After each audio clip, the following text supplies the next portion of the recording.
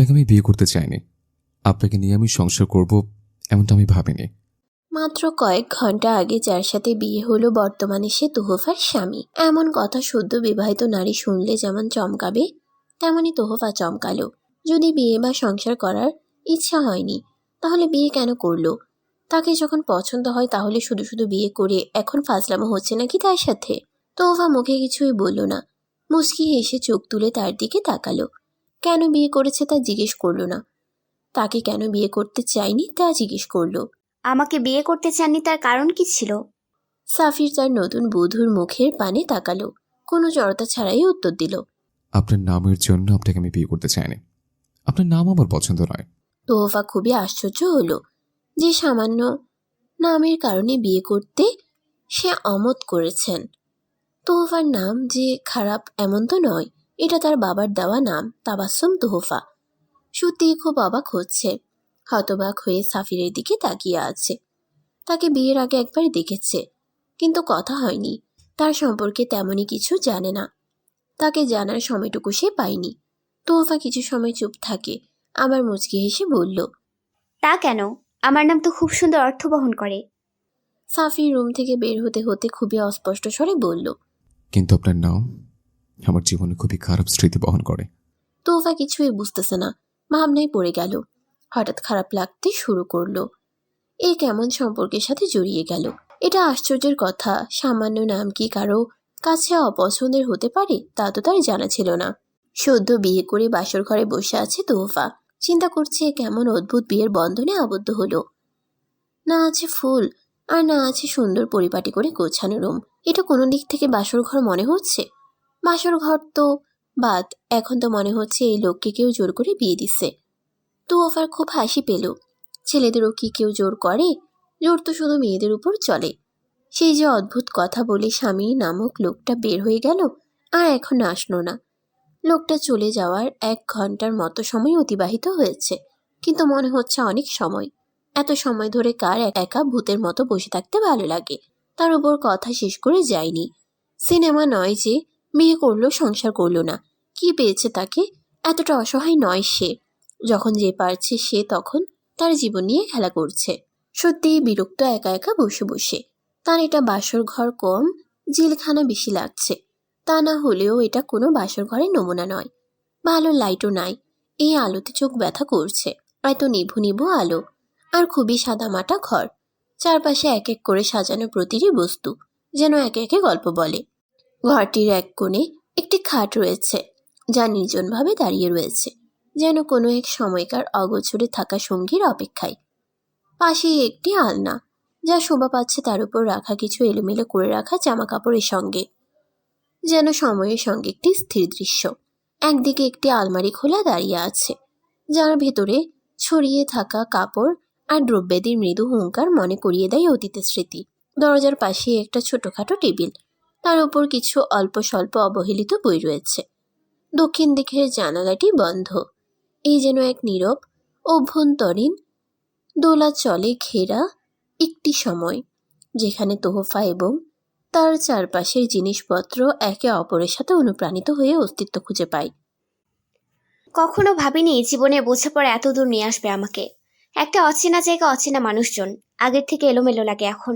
অবশ্য আমার জীবন কখনোই গোছানো ছিল না। বাবা থাকলে হয়তো আজ অন্যরকম পরিবেশে বিয়ে হতো আমার। এইরকম অদ্ভুত আর অসহায় বোধ আসতো না ভেতরে। আর মাকে দোষ দিয়েও বা কি হবে, তিনিও পরিস্থিতির শিকার। নানান চিন্তা করতে করতে উঠে দাঁড়ায় তোহফা। উঠে গিয়ে দক্ষিণ দিকের জানালা খুলে দেয়। দমকা হাওয়া শরীরে স্পর্শ করে শীত শীত অনুভব হচ্ছে। শীত এসেই গেল হয়তো। সকাল থেকে প্রচুর বৃষ্টিপাত হয়েছে, যার ফলে আবহাওয়া খুবই ঠান্ডা। আর এখন নভেম্বর মাস, শীত খুবই নিকটে। এত সময় দম বন্ধ লাগছিল বন্ধ করে। তোহফা ভাবল, এই লোক কি রে বাবা? ঘর এলোমেলো, অগোছালো, অপরিষ্কার এবং অদ্ভুত তো বটে। মানুষটা কেমন হবে তা জানার আগেই জানলো সে অগোছালো, আর সে তাকে নিজের ইচ্ছে বিয়ে করেনি। তাকে সে কি সামলে রাখবে? একটু কি যত্ন করবে? নিজের কাছে নিজের প্রশ্ন ভিতর থেকে উত্তর এলো হয়তো না। তার তো একটা ভরসার হাত চাই, এমন হাত চাই যে হাত তাকে আগলে রাখবে সারা জীবন।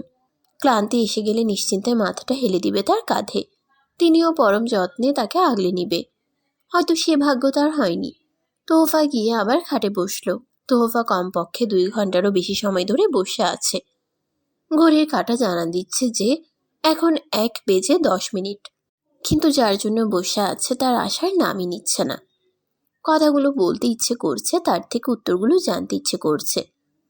তোহফা মাথাটা খাটের সাথে হেলান দিয়ে আদৌ শোয়া অবস্থায় চোখ বুজে আছে। হঠাৎ করে দরজা খোলার আওয়াজ আসলো। হয়তো তোহফা যার জন্য অপেক্ষা করছে সেই মানুষটা আসলো। অপেক্ষাকৃত মানুষটার আওয়াজ পেয়ে তোহফা উঠে বসলো। তোহফা সরাসরি তাকালো তার মুখের দিকে। বিন্দু বিন্দু পানি মুখে এবং হাতে। হয়তো ফ্রেশ হয়ে এসেছে। ফ্রেশ হতে এত সময় লাগে কারো? রুমের সাথে ওয়াশরুম নেই, সম্ভব বাইরে যেতে হয়। তোহফার কিছুতেই সমস্যা ছিল না। তার জীবন সঙ্গী অতি গরিব বা মধ্যবিত্ত হোক, দুবেলা দুমুঠো ঠিকঠাকভাবে খেতে পারলেই হলো। শুধু তাকে সম্মান করুক, তার পাশে থাকুক, ভরসার জায়গা হোক, বিশ্বাস করুক। সত্যি কি সে এমন হবে? কিন্তু প্রথমেই তো সে তার আশা ভেঙে দিল। সে বেশি কিছু চায় না, অতিরিক্ত আশা করেও না। মানুষটা গামছা দিয়ে হাত মুখ মুছে শরীরের ঘামযুক্ত শার্ট খুলে নতুন শার্ট পরিধান করল। লোকটা দেখতে মন্দ নয়, গায়ের রং ফর্সা, যা তার ব্যক্তিত্বকে আরো উজ্জ্বল করে তুলছিল। তার দৃষ্টিতে এক ধরনের আত্মবিশ্বাস ফুটে উঠছিল। সাদা শার্ট পরিহিত স্বামী নামক লোকটার চেহারা অত্যন্ত পরিচ্ছন্ন এবং মার্জিত। শার্টটি তার শরীরে যথেষ্ট ফিট ছিল, যা তার সুঠাম শরীরের গঠনকে সুন্দরভাবে তুলে ধরছিল। তার সঙ্গে পরা কালো প্যান্ট ছিল সুদক্ষভাবে, যা আধুনিক ফ্যাশনের ছোঁয়া দিচ্ছিল। এই পোশাকের সঙ্গে তার সোজা চুলগুলি সুন্দরভাবে সাজানো, যা তার মুখের আকৃতিকে আরো প্রাঞ্জল করে তুলছিল। এত সময় তোহফা সাফিরের দিকে তাকিয়েছিল। এখন লাজে নুয়ে গিয়ে তোহফা নিচের দিকে তাকিয়ে আছে। খুব নার্ভাস লাগছে, হাত ঠান্ডা হয়ে আসছে, গলা শুকিয়ে গেছে। দুজন নারী পুরুষ একদম একলা একটা রুমে আছে, কিন্তু তারা বৈধ সম্পর্কে রয়েছে। কি অদ্ভুত কথা, তাই না? সামান্য কবুলে দুটো মানুষের জীবন এভাবে পরিবর্তন হয়ে গেল। সাফির দেখতে যে খারাপ এমনটা নয়, তাকে সুদর্শন বলা যায়। সেদিক থেকে তোহফা কালো, তার সামনে নিজেকে কেমন যেন অযোগ্য লাগছে। বিয়ের আগে তার নাম শুনছে, নাম নাকি সাফির রহমান। সামনাসামনি দেখার ভাগ্য হয়নি। তার বিয়ের সময় দেখা পেল তার। হয়তো বিয়ে এমনই এক বন্ধন, অচেনা একটা লোকের উপর অদ্ভুত অনুভূতি কাজ করতেছে। সাফের খাটের এক পাশে বসলো, মাথা নিচু করে আছে। তোহফা চুপ করে আছে। মেয়ে হয়ে কি প্রথমে কথা বলা যায়? এইভাবে কিছু সময় অতিবাহিত হলো। তোহফা আর পেরে উঠল না। এবার সেই মুচকি হেসে বলল, আমাকে বিয়ে না করতে চাওয়ার কারণ কি? একটু থেমে আবার বলল, আমি কালো তাই? সাফির মুখ তুলে তোহফার দিকে শীতল চোখে তাকালো। তার দীর্ঘ ঝলমলে চুলগুলি কোমর পর্যন্ত পড়েছে। গোলগাল মুখের উপর দুটি বড় ও মায়াবী চোখ আছে, যা যেন অদ্ভুত এক রহস্যকে প্রকাশ করে। তার গাল দুটো স্বাস্থ্যোজ্জ্বল এবং হালকা রঙের আভায় চকচক করছে, যেন প্রাকৃতিক সৌন্দর্যের একটি চমৎকার উদাহরণ। মুখের হাসিটি ছিল উজ্জ্বল এবং মধুর, যা যে কাউকেই কাছে টেনে আনতে পারে। তার হাসিতে একটি স্বাভাবিক স্নিগ্ধতা ছিল, যেন সারা দুনিয়া তার সঙ্গে হাসছে। তার মুচকি হাসি এত স্নিগ্ধতা নিয়ে আসছে মুখে। সে যখন কথা বলল তার গলার স্বর ছিল কোমল এবং হৃদয়গ্রাহী। তার পুরো অবয়ব ছিল আকর্ষণীয় এবং স্নিগ্ধ, যা এক অনন্য সৌন্দর্যের গল্প বলে। তাকিয়ে আছে সাফির, চোখ নড়ছে না তার। তোহফার অস্বস্তি হচ্ছে এভাবে তাকিয়ে আছে তাই। তোহফা এদিক ওদিক তাকাচ্ছে। সাফির বুঝলো হয়তো ওর অস্বস্তি হচ্ছে। আপনি হয়তো শুনতে ভুল করছেন, আমি আপনাকে কালো বলিনি, আর আপনি তো কালো না। এইটুকু বলে সাফির আবার চুপ করে গেল। তোহফার আর ধৈর্য ধরে থাকতে পারছে না। মানুষ এত কম কথা কিভাবে বলে? এইভাবে কৌতূহল রেখে কি মজা পায়? তাহলে আমার নাম পছন্দ নয় কেন? আমার নাম যে খারাপ এমন তো নয়।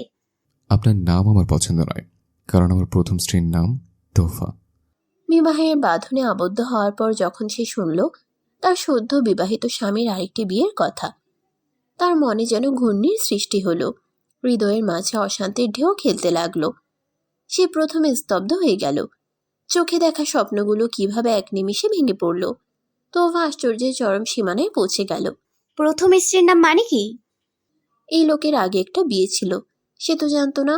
তার মা তো তাকে বলেনি যে তার স্বামীর একটা বিয়ে আছে। তোহফা কল্পনা করতে পারছে না যে সে তার স্বামীর দ্বিতীয় নারী। এর আগেও তার বিয়ে হয়েছে। তোহফা প্রচুর ঘামছে, মাথা কেমন যেন করছে, হয়তো এখনই পড়ে যাবে। সাফির তোহফার এই অবস্থা দেখে এক গ্লাস পানি সামনে ধরল। তোহফা এক নিঃশ্বাসে পানি গ্লাস খেলো। অবশেষে তার মন থেকে একটি প্রগাঢ় চিৎকার বেরিয়ে এলো। সে অনুভব করলো তাকে নিজেকে রক্ষা করতে হবে। এই সম্পর্কের উপর আস্থা রাখতে গেলে তাকে সমগ্র পরিস্থিতি গভীরভাবে বুঝতে হবে। সে স্থির করলো নিজেকে, সত্যতা যাচাই করতে চায়। মানুষ ভুল হলে সে আর ঘরের গণ্ডির মধ্যে আবদ্ধ থাকবে না। সাফির যা বোঝার বুঝে গেল। তোহফা আগে থেকে জানতো না যে সাফিরের আগে বিয়ে হয়েছিল। সাফির প্রশ্ন করে, আপনি জানতেন না? তোহফা মাথা নাড়ায়, মানে সে জানতো না। সাফির অবাক হয়, যে জানতো না তোহফা এটা ভেবে। ঠকিয়ে বিয়ে করতে সে কখনোই চায়নি। সে তার মাকে তো পরিষ্কার বলে দিছিল যে পাত্রীকে যেন সব জানায়। সাফির একটা দীর্ঘশ্বাস ফেলল। তোহফা সোজা হয়ে বসে আছে। আমরা মনে হচ্ছে পরিস্থিতির শিকার। আমাকে জানানো হয়েছে যে আপনি সব জানেন। তোহফা ফুঁসে ওঠে। কেমন কথা পরিস্থিতির শিকার? আপনার আগে বিয়ে আছে তা আপনার হবু বউকে জানানোর প্রয়োজন মনে করেননি? দেখুন, আপনি ভুল ভাবছেন। আপনার ফ্যামিলিকে জানানো হয়েছিল এই কথা। তোহফা প্রচণ্ড রেগে গেল। বসা থেকে উঠে সাফিরের সামনে গিয়ে দাঁড়ালো। চোখে পানি টলমল করছে, চোখ লাল হয়ে গেছে। নিজেকে আর সামলে রাখতে পারছে না। কিছুতেই নিজেকে শান্ত করতে পারছে না তোহফা। সামান্য চিৎকার দিয়ে বলল, এই বিয়ে মানি না আমি। সকাল হলে আমি আমার মায়ের কাছে চলে যাব। হতে নিয়ে ঘর হলাম, আর আজকাল মাইয়া মাইসের এত তেজ কি কমু আর। হতে নিয়ে রইছি, কামড়া কামড়ি হরি নাই, বুঝলে হাসুর মা। স্বামীরে ডরাইছি, বাহের নাহান, যা কইছে তাই হরছি। আজকাল মাইয়েরা তার স্বামীরে তো ডরাই না, উল্টা বউয়ের পাহের দ্বারে পইরা থাকে। ছে ছে ছে। ঘর থেকে শুনতে পাচ্ছে তোহফা তার দাদি শাশুড়ির বলা কথাগুলো। পাশের বাসার হাসুর মায়ের সাথে কথা কম, তোহফার নামে বদনাম করছে বেশি। রাতে যখন সাফিরকে তোহফা বলল সে তার মায়ের কাছে চলে যাবে, তখন আরো চিৎকার চেঁচামেচি করছে সাফিরের সাথে। তখন বাসার সবাই জেনে গেছে যে তোহফা প্রথম বিয়ের কথা কিছু জানতো না। অনেক চিৎকার চেঁচামেচি হওয়ার পর সাফির রাতেই বাসা থেকে বের হয়ে যায়। এখন পর্যন্ত সে বাসার দিকে মুখ করেনি। তোহফাকে শুনিয়ে শুনিয়ে আবার বলছে খোদে যাবে গম। মোর নাতি তো চাঁদের টুকরা, বুঝলে। অমন পোলা এই পাড়ায় খুঁজে দিক কেউ, জানি পাইবে না। কি সুন্দর তার মুখখানা, দেখলি পরান্ডা জুড়াইয়া যায়। ওর মতো কালা মাইয়ারে যে মোর নাতি বিয়া হরছে, তাই ওর সাত কহালের ভাগ্যা। দাদির কথাগুলো খুব গায়ে লাগছে তোহফার।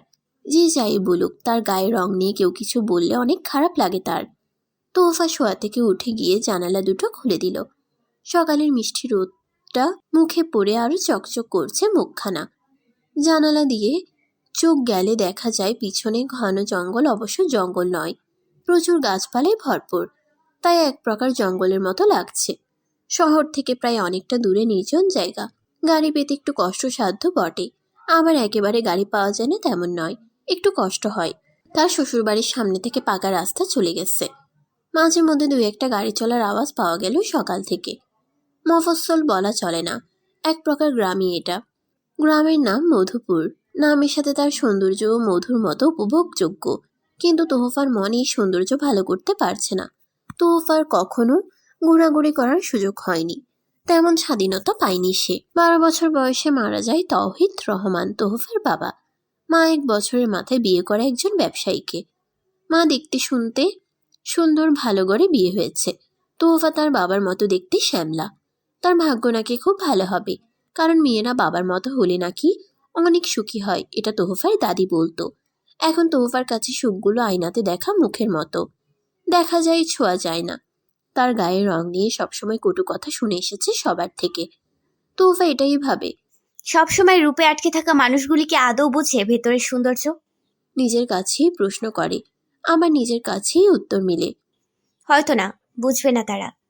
12 বছরের সময় বাবা পৃথিবী থেকে চলে যায়, আর মা তার কাছ থেকে। 5 বছর মামা মামির কাছে বড় হয়েছে। অতঃপর তারাও অতিষ্ঠ তাকে নিয়ে। এত মানুষের খরচে কিভাবে মামা একলা মানুষ বহন করবে? তোহফা প্রায় দেখত মামা মামির ঝগড়া।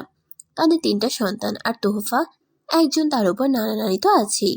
তোহফার অনেক খারাপ লাগতো, তাই মাকে ফোন দিয়ে কান্নাকাটি করত। রেহেনা বেগম মেয়ের কান্নাকাটির কাছে না পেরে নিয়ে আসে নিজের কাছে। তোহফাকে তার নিজের কাছে রাখাটা যুদ্ধের মতো ছিল। তার বর্তমান স্বামী শহীদুল আলম মানতে রাজি না স্ত্রীর প্রথম পক্ষের মেয়েকে, তবুও রেহেনা বেগম কষ্ট করে স্বামীকে মানিয়েছে। 5 বছরের রেহেনার 2টা সন্তান রয়েছে। মেয়ে ছিল 3 বছরের আর ছেলে ছিল 6 মাসের। বর্তমান স্বামীর প্রথম ঘরের একটা ছেলে আছে। 6 মাসের ছেলের দোহাই দিয়ে রেখেছে তখন। সাহায্য করার মতো কেউ নাই, আপন মেয়ে বলে সুবিধা হবে এটা বুঝিয়ে রেখেছিল। 17 বছর বয়সে মায়ের কাছে এসেছে। 2 বছর যেতে না যেতেই শহীদুল আলম আর রাখবে না। এইচএসসি পরীক্ষার পর পড়াশোনা বন্ধ করে দিলেন শহীদুল আলম। রেহেনা কিছু বলতে পারতেন না, সেই জোর তার ছিল না, চুপচাপ মেনে নিত। তোহফার 20 বছর হতে না হতেই কোথা থেকে পাত্র হিসেবে সাফিরকে ধরে আনে শহীদুল। এই 2 বছরে অনেক চেষ্টা করেছে বিয়ের জন্য, তাই পাত্র হিসেবে বুড়ো খাটো যেমন পেয়েছে তাই এনেছে। রেহেনা পা ধরে এতদিন মেয়েকে রক্ষা করেছে। যতই হোক মেয়ে তো। সাফিরকে দেখে তার ভালো লেগেছে মেয়ের পাশে, তাই তিনি প্রথম বিয়ের কথা লুকিয়েছে মেয়ের কাছে। তার সাধ্য ছিল না মেয়েকে এর থেকে ভালো কারো হাতে তুলে দেওয়ার। মেয়ের গায়ের রঙের জন্য কেউ তেমন একটা পছন্দ করত না, মোটা অঙ্কের যৌতুক দাবি করত। রেহেনার এত সাধ্য ছিল না। নিজে জমানো টাকা আর তোহফার বাবার কিছু সামান্য পরিমাণ সম্পত্তি বিক্রি করে তোহফাকে বিয়ে দিয়েছে। তা তোহফা জানে না। তার দ্বিতীয় স্বামী তো বলেই দিয়েছে এই মেয়েকে এতদিন 3 বেলা খাইয়ে পড়ালেখা করিয়ে তার কি লাভ হয়েছে যে এখন বিয়েতে অর্থদান করবে।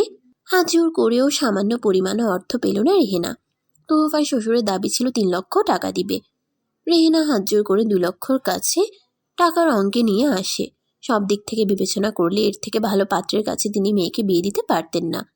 একজন পুরুষের 3-4 বিয়ে জায়েজ, সেখানে সাফিরের স্ত্রী নেই, তাই তিনি কোনো সমস্যা দেখলেন না। অন্যদিকে তার সংসার তো বাঁচাতেই হবে, তাই না? এই বিয়ে না হলে তাকে তার স্বামী তালাক দিত। আবার বসার রুম থেকে ডাক আসলো দাদি শাশুড়ির। নবাব জাতি আনছি নাহি যে দুয়ার দিয়া বইয়া থাকতে হইব। স্বামীও তো নাই যে তার সোহাগ খাইতেছে তাই আইতে পারতেছে না। স্বামীর সোহাগ পাওয়ানোর ভাগ্য লাগে রে, তোর মতো বিষে ভরা মাইয়ের এই ভাগ্য নাই। তোহফার শাশুড়ি আর শুনতে পারল না। তিনি রান্নাঘর থেকে শাড়ির আঁচলে হাত মুছতে মুছতে আসলেন, শাশুড়ির পানে তাকালেন, দীর্ঘশ্বাস নিয়ে নরম সুরে বললেন, মা, ও নতুন মানুষ, প্রথমেই বাড়িতে এসেছে। আপনি কি বলেন এসব? এভাবে বলবেন না দয়া করে, বেচারি কষ্ট পাবে। আর রাতের তো কথা জানেন, ও জানতো না সাফিরের বিয়ে আছে। আমরা তো সবটা জানিয়েই বিয়ের দিকে আগিয়েছি। এখনো হঠাৎ করে জানলে কষ্ট তো পাবেই।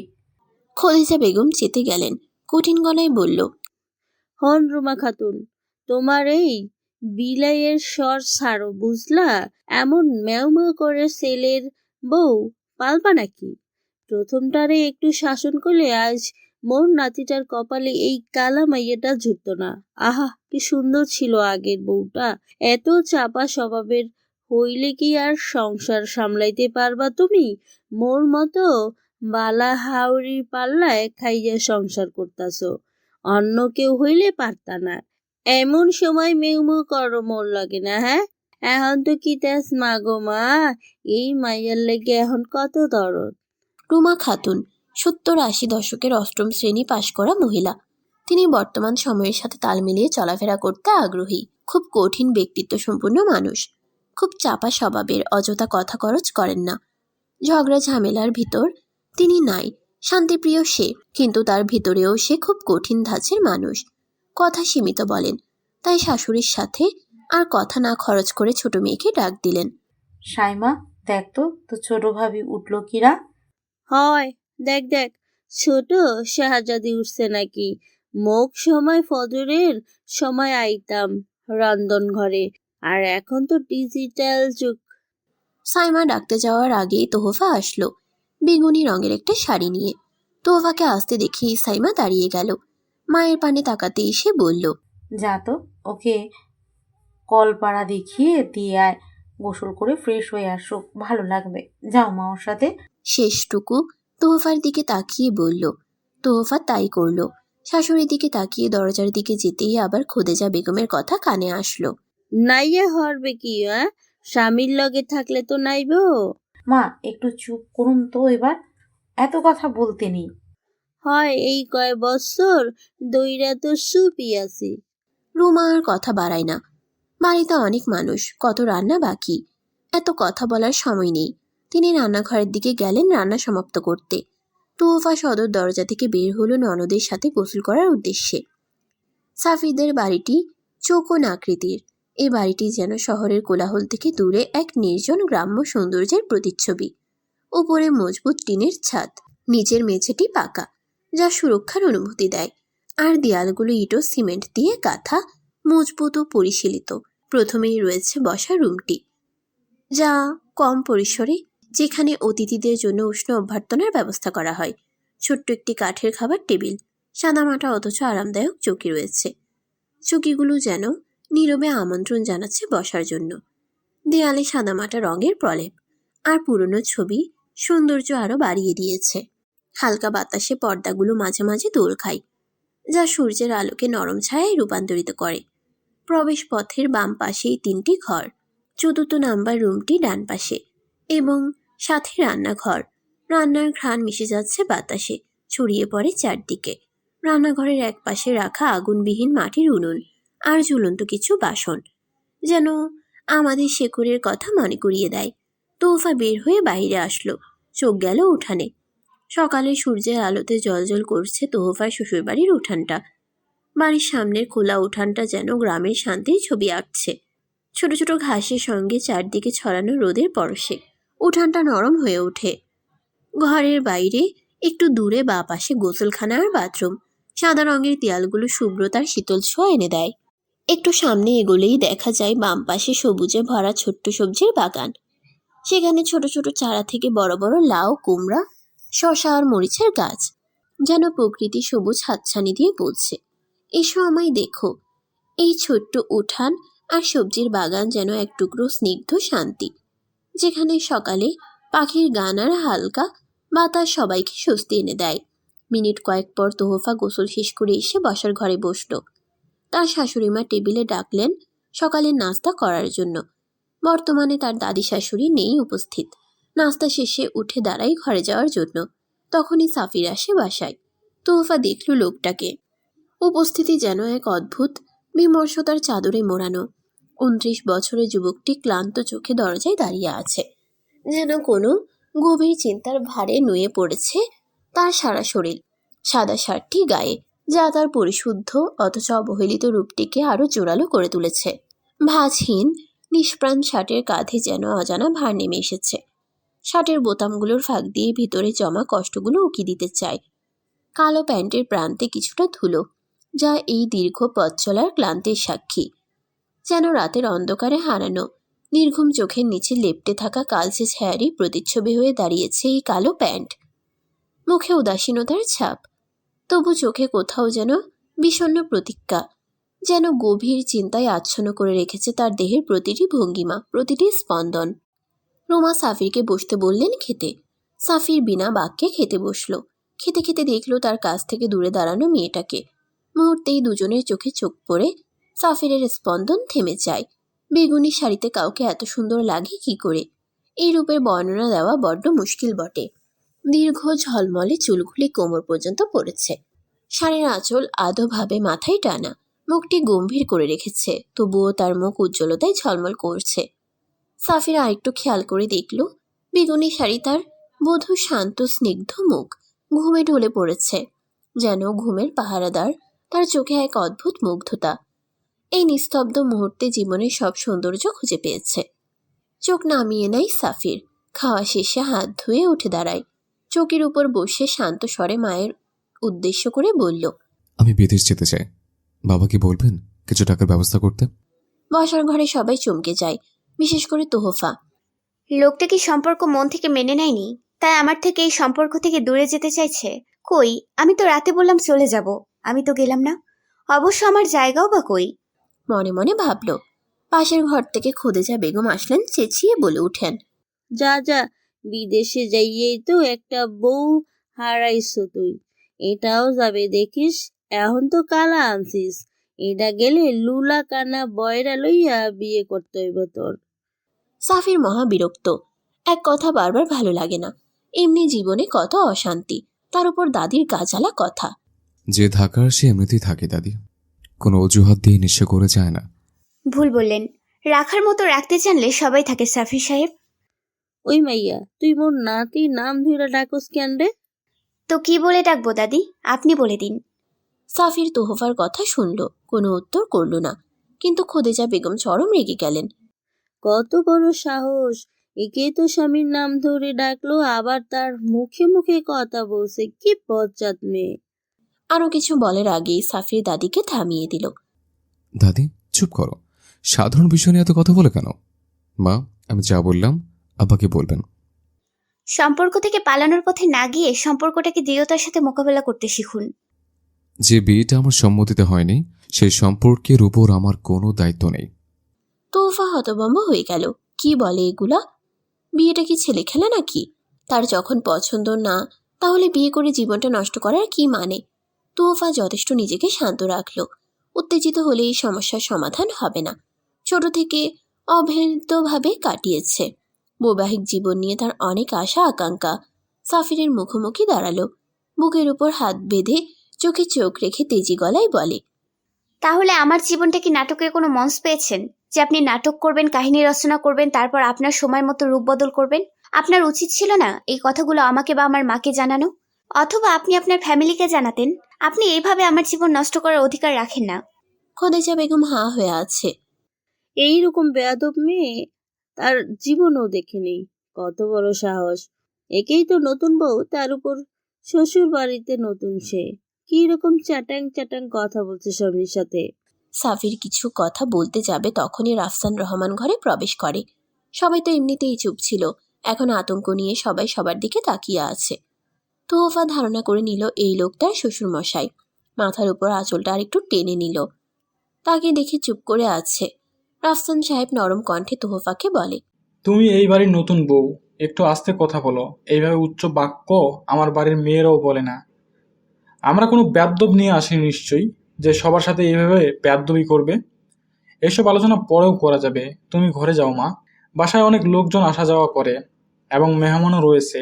আর সাফির, বৌমাকে নিয়ে রুমে যাও। তোহফার অপমানে মুখটা লাল হয়ে গেল। লজ্জায় মাথা কাটা যাবে এমন অবস্থা। নতুন বউ সে, প্রথম দিনই এভাবে রিয়েক্ট করা উচিত হয়নি। তোহফা একবার সাফিরের দিকে তাকালো। এবার তার কেন যেন মনে হচ্ছে সাফির মেরুদণ্ডহীন প্রাণী। সাফির নিশ্চুপে ঘরে গেলে পিছন পিছন তোহফাও মাথা নিচু করে ঘরে চলে গেল। নাস্তা রেডি করো সালমার জন্য। ও বলল তো আসতে নাকি আধা ঘন্টা বা 1 ঘন্টা লাগে। আর আমাকেও এখন খেতে দাও। রুমা খাতুনের উদ্দেশ্যে কথাটা বলে রাফসান রহমান টেবিলে গিয়ে বসলেন। আভা আসবে, তিনি না বললে 6-7 দিন থাকবে। এত তাড়াতাড়ি? প্রচণ্ড রেগে গেলেন রাফসান রহমান। রুমা খাতুনের কথা সম্পূর্ণ হতে না দিয়ে তিনি বসা থেকে উঠে গেলেন। খুব রাগান্বিত স্বরে বললেন, আমার বোন যখন ইচ্ছে তখন আসবে, থাকবে, খাবে এবং সারা জীবন থাকবে। তাতে তোমার কি সমস্যা? হ্যাঁ, আমার ইনকামে খাচ্ছে, আমার বাড়িতে থাকবে। বেশি বার বেড়ে গেছ। কিছু বলছি না, তাই সাহস বেড়ে গেছে সবার। আপনি ভুল বুঝছেন, আমি এমনটা বলিনি। আভা তো বললো 6-7 দিন থাকবে, তাই। তুমি এত বেশি বুঝতেছে কেন? রান্না করো, ছেলে বউ সামলাও, তাতেই হবে। আমার বোন থাকলো নাকি গেল তোমার ভাবতে হবে না। এমনটা আমি বলিনি, কথার ভুল মানে বের করছেন আপনি। এবার আসলেন খুদেজা বেগম। ছেলের পাতে খাবার দিতে দিতে বলেন, চুপ থাকো তো বৌমা, পোলাটা মোর বাইর থেকে আইছে, খাইতে দেবা না? যত ফাউল কথা তোমার। মুই অনেক খেয়াল হচ্ছি মোর পোলা মাইয়া, আর একটা মাত্র নাতির দিকে খেয়ালই দাও না। সত্যি হতে পারো না তুমি? নিজের মাইয়া পোলা দিক নজর। এখন তো তোমার পছন্দের বউ আইছে, যে রকম তুমি হে রকম তোমার পছন্দ, দুইটাই মুখে মুখে কথা কয়। এমনিতেই বেড়া মানুষের মাথা গরম থাকে, বাইরে কাম হরে, ঘরে আইয়া শান্তি হরবে তাও পারে না, মুহে মুহে তর্ক করে। রুমা খাতুন কিছু বলল না, জানে কিছু বলে লাভ নেই। তার কথার মূল্য স্বামী শাশুড়ি ছেলে কেউ দিবে না। যখন থেকে বিয়ে করে আসছে তখন থেকে এই পরিবার কোনো কথাকে তারা গুরুত্ব দেয় না। আধুনিক সময়ে এসে আজও এই ফ্যামিলি সেই পুরনো দিনের মতোই রয়ে গেছে। তার একটা ভুল নিজের জীবনটা শেষ করার জন্য যথেষ্ট ছিল। ভালোবেসে রাফসান রহমানকে বিয়ে করেছেন। তখন মানুষটা বিয়ের পর এত চেঞ্জ হবে তা কখনই বুঝতে পারেনি। বিয়ের কয়েক মাস পর ভালোই ছিলেন, তাকে অনেক সাপোর্ট করতেন। কয়েক বছরের মধ্যে তিনি তার মা বোন ছাড়া উঠেও দাঁড়াতে পারেন না। তারা বসতে বললে বসে, উঠতে বললে উঠে। তার ভুল ভালোবাসার মানুষটার কথাই পালিয়ে বিয়ে করা। বিয়ে হয়ে গেছে তার, সেটা জানার পর তার বাবা তাকে ত্যায্য করেন। তার বাবার বাড়ির ফ্যামিলি উচ্চ বংশের, তাই মেয়ের এমন অধপতন মেনে নিতে না পেরে তাকে একেবারে বংশ ছাড়া করে। রুমা খাতুনের সাথে কোনো সম্পর্ক রাখে না তার বাবা। শত অবহেলার মাঝেও তিনি এখনো আছেন এখানে, তার ভালোবাসার মানুষটার সংসার সামলাচ্ছে। রুমা খাতুনের সংসার বললে ভুল হবে। রুমা খাতুনের শাশুড়ি আর ননদের কথা বেশি মূল্যায়ন করা হয় তার থেকে।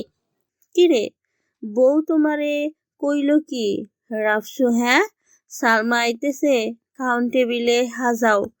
মাইয়াটা কয়দিন পর আইতেছে, মেলা পত খিদা লাগবে না? একটু যত্ন আদি করো ননদের, খাও দাও। রুমা খাতুন দীর্ঘশ্বাস ফেলল। তার মনে হচ্ছে এ বাড়ির মালিক আসতেছে। মাত্র 2 দিন বাহিরে ছিল তার মেয়ে, তাতেই নাকি কতদিন পার হয়ে গেছে। পুরো বছর তো বাবার বাড়ি থাকে, রাজরানীর মতো আরামায়েশ করে দিন কাটান। তবুও তার শাশুড়ি আর স্বামীর কত অভিযোগ। তোফা খাটের এক কোণে বসে আছে মুখ কালো করে। সে ভাবতে শুরু করেছিল যে তার খারাপ দিনগুলো বুঝি শেষ হতে চলল, কিন্তু না, তা হয়তো সম্ভব নয়। এই জীবনে এতদিন আশা করেছে বিবাহিত জীবনে তার স্বপ্নের মানুষ তাকে সুখে রাখবে। বয়স তখন 12। তখন চোখের সামনে বাবার লাশ সাদা কাপড়ে মোড়ানো দেখে পৃথিবী থমকে গেছিল। তোফা বুঝলো বাবা আর নেই, আর কাউকে বাবা বলে ডাকতে পারবে না, কারো কাছে আবদার করতে পারবে না, চাইলেই বাবাকে জড়িয়ে ধরতে পারবে না, কোলে চড়তে পারবে না। ওই সময় পুরোপুরি দুঃখ অনুভব করতে না পারলেও যখন মা চলে গেল তখন বুঝতে পারছে দুঃখ কাকে বলে। মামির শত অত্যাচারের পরেও কোনো রকমে মামা বাড়ি থাকা শুরু করলো। সবার কাছে মামার বাড়ি মধুর হাড়ি, কিন্তু তোহফার কাছে তেমনটা ছিল না। মামা যত সময় থাকতো সেটুকু সময় একটু শান্তি নিঃশ্বাস নিত। মামাকে নালিশ করেও লাভ হতো না, পরদিন অত্যাচারগুলো বেড়ে যেত। তোহফা নালিশ যেদিন করতো সেদিন মহা ঝামেলা হতো মামা মামির মধ্যে। তা দেখে আর নালিশ করতো না। যখন মামাতো ভাই বোনের জন্য মামা চকলেট চিপস নিয়ে আসতো তখন তারা দৌড়ে যেত তার কাছে। তখন তোহফারও ইচ্ছে করতো তারও বাবা তার জন্য এভাবে নিয়ে আসুক। বাবাকে একটু ডাকতে ইচ্ছে করতো, মাকে খুব মনে পড়তো, কাছে যেতে ইচ্ছে করতো। মামি প্রচুর জ্বালাতো, তার উপর মামার সাথে ঝগড়া তো লেগেই থাকতো। একদিন মামি আসলো ওর কাছে, এসে হুমকি দিয়ে বলে মায়ের কাছে না গেলে লবণ খাইয়ে মেরে ফেলবে। খুব ভয় পেয়ে তোহফা মায়ের সাথে খুব কান্নাকাটি করে তাকে নিয়ে যেতে বলে। পরে যখন মায়ের কাছে যায় সেখানেও লাথি উষ্টা খেয়ে বেঁচেছিল। প্রতিদিন খাবারের খোঁটা, খাবার যেন আর খাবার ছিল না, বিষ খেত আর হজম করত। প্রতিটি পদে পদে বাবাকে স্মরণ করত, যেন তাকে তার কাছে নিয়ে যায়। এত অপমান সহ্য হয় না। তোফার মনে হতে লাগলো হয়তো আল্লাহ যাকে সুখ দেয় তাকে দিতেই থাকে, আর যাকে দেয় না তাকে বিন্দু পরিমাণও দেয় না। তোফা জানে না কি পাপের শাস্তি পাচ্ছে। সাফিরের খুব মায়া লাগলো। বাবার কথায় নিশ্চয়ই কষ্ট পেয়েছে। বাবার কথায় কষ্ট পাবেন না। আসলে আমার পরিবারে কেউ এত উচ্চ গলায় কথা বলে না, সেটা বাবার কাছে অসম্মানজনক লাগে। তাকে সবাই সম্মান করে, আশা করি আপনিও করবেন। আমি ভুল কি বললাম? আমার জানার অধিকার নেই? আমার জীবন নষ্ট করার অধিকার তো আপনাদের কারো নেই। একে তো আমি আপনার বিয়ের কথা কিছুই জানতাম না, আর এখন আপনি দায়িত্ব নিতে অস্বীকার করছেন, তো আপনাকে আমি প্রশ্ন করব না?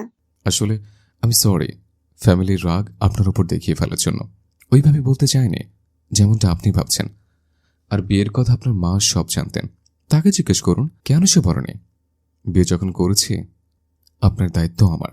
আমার দেহে যতদিন প্রাণ আছে ততদিন পালন করব, আপনি চিন্তা করবেন না।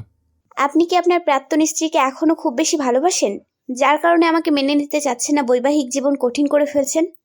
ঘৃণা করি, প্রচণ্ড ঘৃণা। হয়তো এত ঘৃণা আমি আমার শত্রুকেও করব না।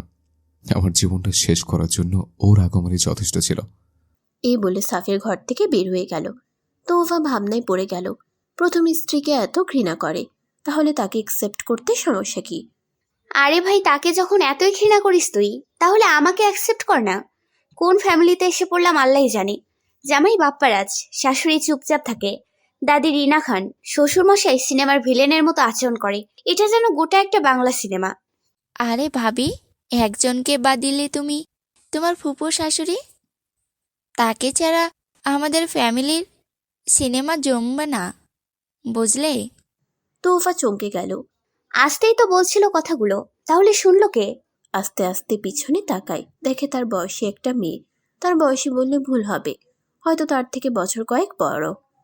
মেয়েটা কাছে এসে আবার বলে ওঠে, আমি তোমার ননদ, তোমার জামাইয়ের আরেকটা বোন। আমার নাম সীমা, ভাই সবার বড়, তারপর আমি এবং নাইমা। তোফা এখনো তাকিয়ে আছে। সীমা আবার বলে, আরে বসো বসো, সমস্যা নেই, আমি শুনলে কিছু হবে না। চিল, বসো। তোফা সত্যি চমকে গেছিল। যে ফ্যামিলি, বাবা! দাদি শুনলেই তো হলো জীবন শেষ। শোনো, এখনো তোমার ফুপি শাশুড়িকে দেখোনি, তাহলে বুঝতে বাংলা সিনেমাও এই ফ্যামিলির ধারে কাছেই আসতে পারবে না, বুঝলে? তোফা এখনো কথা বলছে না, চুপ করে আছে। সীমার কথা শুনে মুচকি হাসি দিল। আরে ভাবি, বিচলিত হওয়ার কিচ্ছু হয়নি। শোনো, পাশে বসো। আসলে তোমাদের বিয়ে তেমনভাবে হয়নি তো, এত ঝামেলা বাসায়, তার উপর কত কাজ ছিল। তোমার সাথে আমার কথা তো দূর, দেখাই হয়নি, তাই সকাল সকাল চলে আসলাম গল্প করতে। বসো তো পাশে। তোফা সীমার কথায় তার পাশে বসলো। তোফা ভাবে, এটাই সুযোগ, ওকে সাফির স্ত্রীর ব্যাপারে জানতে হবে। বাসার কারো কাছ থেকে জানতে পারবো না। সেটা বুঝে গেছে, কেউ ওকে বলবে না, তার থেকে বরং সীমাকে জিজ্ঞেস করুক। আর কৌতূহল চেপে রাখতে পারছে না। একটা কথা জিজ্ঞেস করবো সীমা? সীমা ভ্রু কুচকে তোহফার দিকে তাকিয়ে আছে, ভাবলো কি জিজ্ঞেস করবে। করো। তোমার ভাই তার প্রাক্তন স্ত্রীকে এত ঘৃণা কেন করে? সীমার মুখমণ্ডল চেঞ্জ হয়ে গেল। এত সময় যত উত্তেজনা আনন্দ নিয়ে তোহফার কাছে এসেছিল, তার আর মুখের মধ্যে দেখা যাচ্ছে না। সীমা চুপ করে আছে, ভাবছে কথাটা কি বলবে কি বলবে না। বাড়ির মানুষ জানতে পারলে বড়সড় গন্ডগোল বেঁধে যাবে। সীমা আর কথা পেটের মধ্যে চেপে রাখতে পারল না, বলেই ফেলল, তা অনেক কথা ভাবি, আস্তে আস্তে না হয় ভাইয়ার কাছ থেকে জেনে নেবে। তুমি বরং এটা জেনে রাখো, সাফিন ভাইয়ের প্রাক্তন স্ত্রী হলো আমাদের একমাত্র ফুপুর একমাত্র মেয়ে, মানে আমাদের ফুফাতো বোন। কই দেখি তো, রুমা তার ছেলের জন্য কি বউ নিয়ে আসছে। জানি তো আমার মেয়ের পায়ের নখের যোগ্য না। রুমা, আমার মেয়েকে তাড়িয়ে কোন বিশ্ব সুন্দরী নিয়ে আসছে দেখি তো, ডাকো তাকে।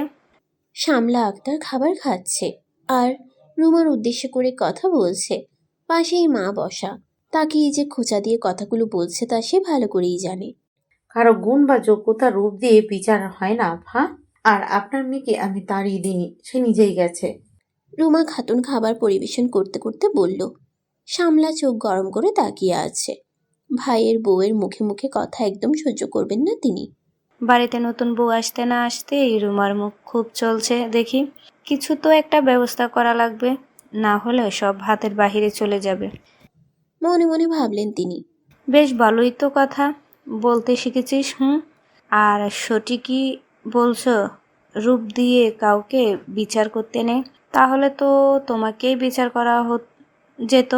খালি তোমার সাদা চামড়াই আছে, তোমার যোগ্যতা নাই, ছিটে পোটাও। বলেই একটা ভিঞ্চি কাটলো।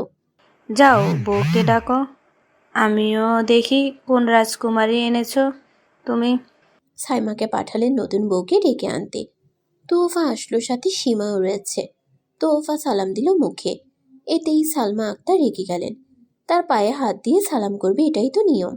কেমন অভদ্র মেয়ে বিয়ে করে এনেছে তার ভাইপো। জানো না পায়ে হাত দিয়ে সালাম করতে হয়? কোনো আদব কায়দা শেখায় না তোমার মা? আসলে শিখাবে কেমনে? তোমার মা তো স্বামী মরার পরেই বিয়ে করছে, তার মেয়ে আর কত দূর ভালো হবে? মা বাপ ছাড়া মেয়ে ছেলে ভালো হয় নাকি? কোনো আচার সংস্কার নেই। কাউকে সালাম করতে গেলে পায়ে হাত দিয়ে যে সালাম করতে হবে, এটা বাধ্যতামূলক জানা ছিল না ফুপু। আর আমার মা সঠিক শিক্ষাই দিয়েছে। আপনি বরং আপনার... বাকিটুকু বলতে দিল না সীমা। অমনি তোহফার হাত চেপে ধরল। এই কথা সবার সামনে যদি বলে তাহলে ওর জান যাবে, আর সাথে তোহফারও। সালমা তোহফার দিকে কঠিন দৃষ্টিতে তাকিয়ে আছে, মনে হচ্ছে গিলে খাবে।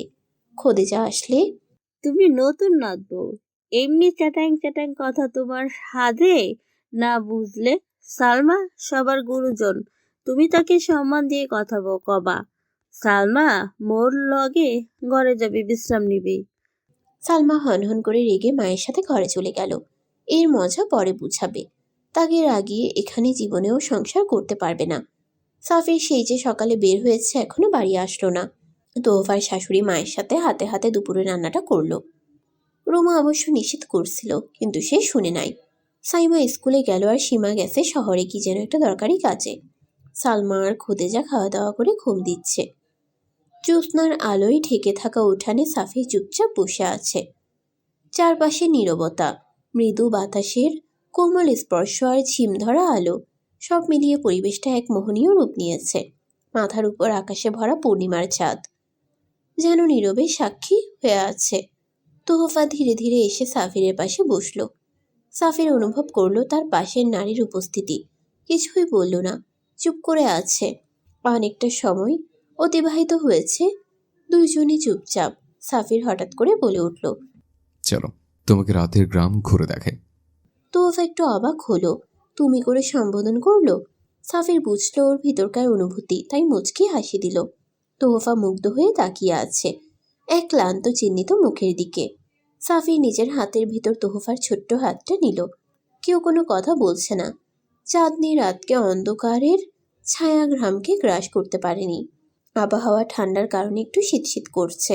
দুজনেই চুপচাপ হাঁটি হাঁটি পা পা করে দিক বিদিক শূন্য হয়ে হাঁটছে। কিছু সময় যেতে যেতে সাফিরের হাতে টান খেলো। তাকিয়ে দেখলো তোহফা দাঁড়িয়ে আছে। হাত ছেড়ে সাথে সাথে সাফিরও দাঁড়িয়ে গেল। কি হলো, দাঁড়ালে কেন? রাত তো মেলা হলো, কই যাচ্ছি আমরা? সবাই চিন্তা করবে, চলুন না বাড়ি চলে যাই। আমার কেন যেন ভয় ভয় করছে, চলুন বাসায় যাই। সাফির আবার হাতটা ধরলো। তোহফাকে নিয়ে রাস্তার পাশেই বসে পড়ল। রাস্তা পুরোপুরি অন্ধকার, কোনো আলোর ছিটে ফোটাও নেই।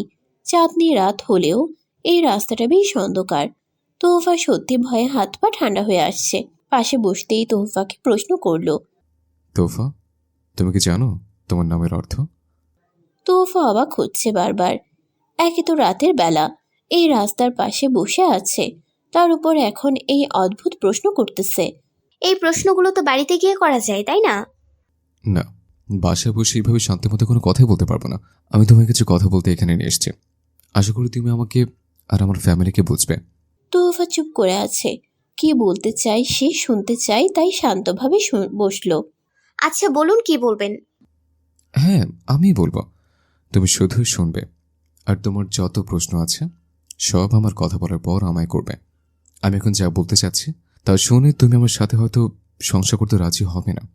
আমাকে তুমি মিথ্যেবাদী, ভণ্ড, সুযোগ সন্ধানী যা ইচ্ছা বলতে পারো, কিন্তু তারপরও আমি বলবো আমাকে যেন সুযোগ দেওয়া হয় সংসার করার জন্য। আমার ইচ্ছে ছিল না আবার বিবাহ করার, কিন্তু মায়ের সাথে আর পেরে উঠলাম না, তাই বাধ্য হয়ে রাজি হয়েছে। তোফা, তুমি হয়তো জানো না, তুমি আমার দ্বিতীয় না তৃতীয় নম্বর স্ত্রী। তোহফা জাস্ট হা হয়ে আছে। অতিরিক্ত শোকে মানুষ যেমন পুতুল হয়ে যায় তেমনই হয়ে আছে। কি বলছে এই লোক? মাথা ঠিক আছে নাকি পাগল হয়ে গেছে? তোহফা বসা থেকে উঠে দাঁড়ালো। কি বলবে বর্তমানে বুঝতে পারছে না। কাপা কাপা গলায় বলে, আপনি কি বলছেন এসব? এত বড় কথা কিভাবে লুকালেন? তোফা, আমি হাত জোর করতেছি, আমি বলার সুযোগ দাও প্লিজ। এই বলে তোহফার হাতটা ধরলো। সহসা হাতটা ছাড়িয়ে নিল তোহফা। চোখে পানি টলমল করছে। আজ বাবা নেই দেখে পদে পদে ঠকছে সে। আমি আর কোনো কথা শুনতে চাই না আপনার। এতিম ভেবে আমাকে ব্যবহার করেছেন, যা নয় তাই বানিয়ে বলে আমাকে বিয়ে করেছেন, আর এখন বলছেন আপনার আরো একটা বিয়ে আছে। বাহ! আমার যদি লুকানো থাকতো তাহলে আমি তোমাকে সব বলতে চাইতাম না। আমাকে বলতে দাও প্লিজ, আমি হাত জোর করতেছি। আমি একটা বিয়ের কথা বলেছি তোমাকে। বিয়ে করার সময় আরেকটা বলতে পারিনি, কারণ আমার হাত পা বাঁধা ছিল। আমি একটা সুস্থ ফ্যামিলি চাই, সংসার করতে চাই, সুস্থভাবে জীবনযাপন করতে চাই। তোমার কাছে অনুরোধ, আমাকে সবটা বলার সুযোগ দাও। তোহফা শান্ত হতে পারল না। কিভাবে শান্ত হবে সে? বাসর রাতে শুনে তার স্বামীর দ্বিতীয় স্ত্রী সে। একদিন পার হতে না হতেই শুনে সে নাকি তৃতীয় স্ত্রী। এটা তার কাছে পৃথিবীর সব থেকে কঠিন বাক্য মনে হচ্ছে। কোন অথই জলে পড়ছে সে? কিভাবে এই জাল থেকে বের হবে?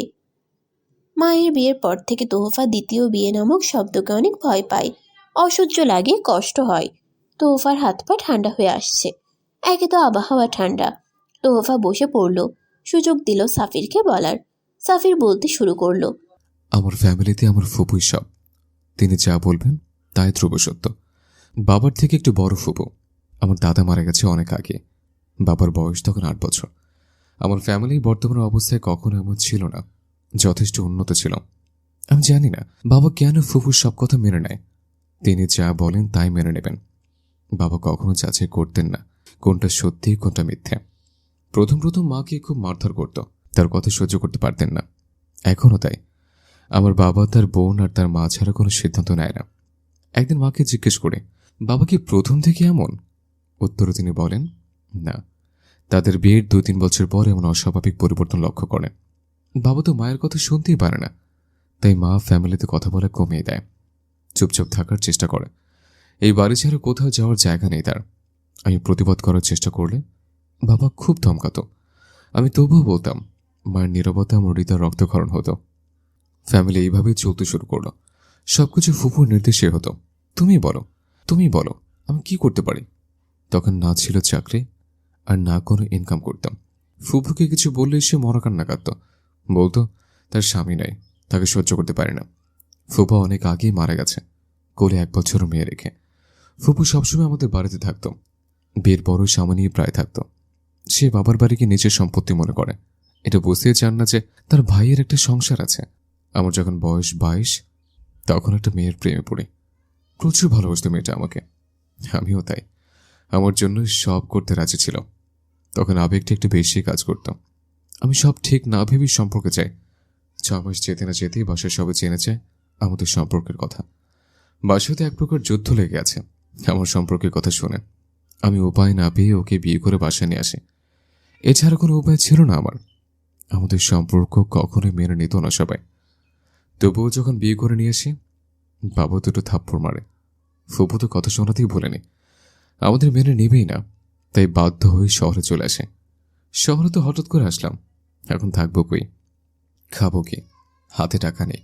ওর বাসা থেকে কিছু টাকা নিয়ে আসছিল আর আমার কাছে বেশ কিছু ছিল। এভাবে 5টা দিন চলে গেল। হঠাৎ বাবা ফোন দিয়ে বলে বাসায় আসতে আমাদের নাকি মেনে নেবে। আমি তো মহা খুশি, কিছু না ভেবেই বাড়ি যাই। আমি তো অবাক, সবাই মেনে নিল, বিশেষ করে ফুপু মহানন্দিত। তার হঠাৎ পরিবর্তন আমার চোখে লাগলো। কিন্তু ওই সময় ফ্যামিলির সাহায্য ছাড়া আমি কিছুতেই ওকে নিয়ে সংসার করতে পারতাম না। এইভাবে বছর চলে গেল। আমি একটা মুদির দোকান দিতাম আর পাশাপাশি পড়াশোনা করতাম। দোকানটা এখন বাবা দেখাশোনা করে। একদিন ফুপু আসলো আমার কাছে, বলল আমাকে নাকি বিদেশ পাঠাবে, যা টাকা লাগবে তিনি দেবেন। তার নাকি আমার কষ্ট সহ্য হয় না। আমি সত্যিই আনন্দিত হই। তার এত পরিবর্তন দেখে আমাদের জন্য কত ভাবছে। আগের মতো কঠোর আচরণ করে না, এমনকি বাবাও আগের মতো নেই। আর আমার প্রথম স্ত্রীও আমার ফ্যামিলির সাথে খুব মানিয়ে নিয়েছিল। আমিও সুখের কথা চিন্তা করে রাজি হলাম, কিন্তু মা রাজি ছিল না। আমি তবু রাজি হই, কারণ একমাত্র আমি ছেলে। যদি ইনকামই না করি তাহলে ফ্যামিলি চলবে কিভাবে? আমি বিদেশ যাওয়ার মাত্র কয়েকদিন পর শুনি আমার স্ত্রী প্রেগন্যান্ট। আমি বাবা হতে যাচ্ছি। আমার তখন ইচ্ছে করেছিল দেশে গিয়ে ওকে জড়িয়ে ধরতে।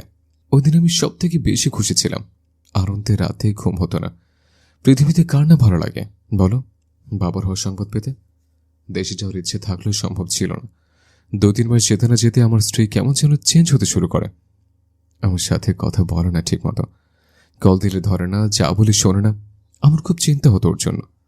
তারপর একদিন শুনি ও আর নেই, আত্মহত্যা করেছে। তোফা, তোমাকে তখন আমার অনুভূতি কেমন বোঝাতে পারবো না। নিজেকে পাগল পাগল লাগছিল। সুস্থ সবল মানুষটা কেন আত্মহত্যা করবে?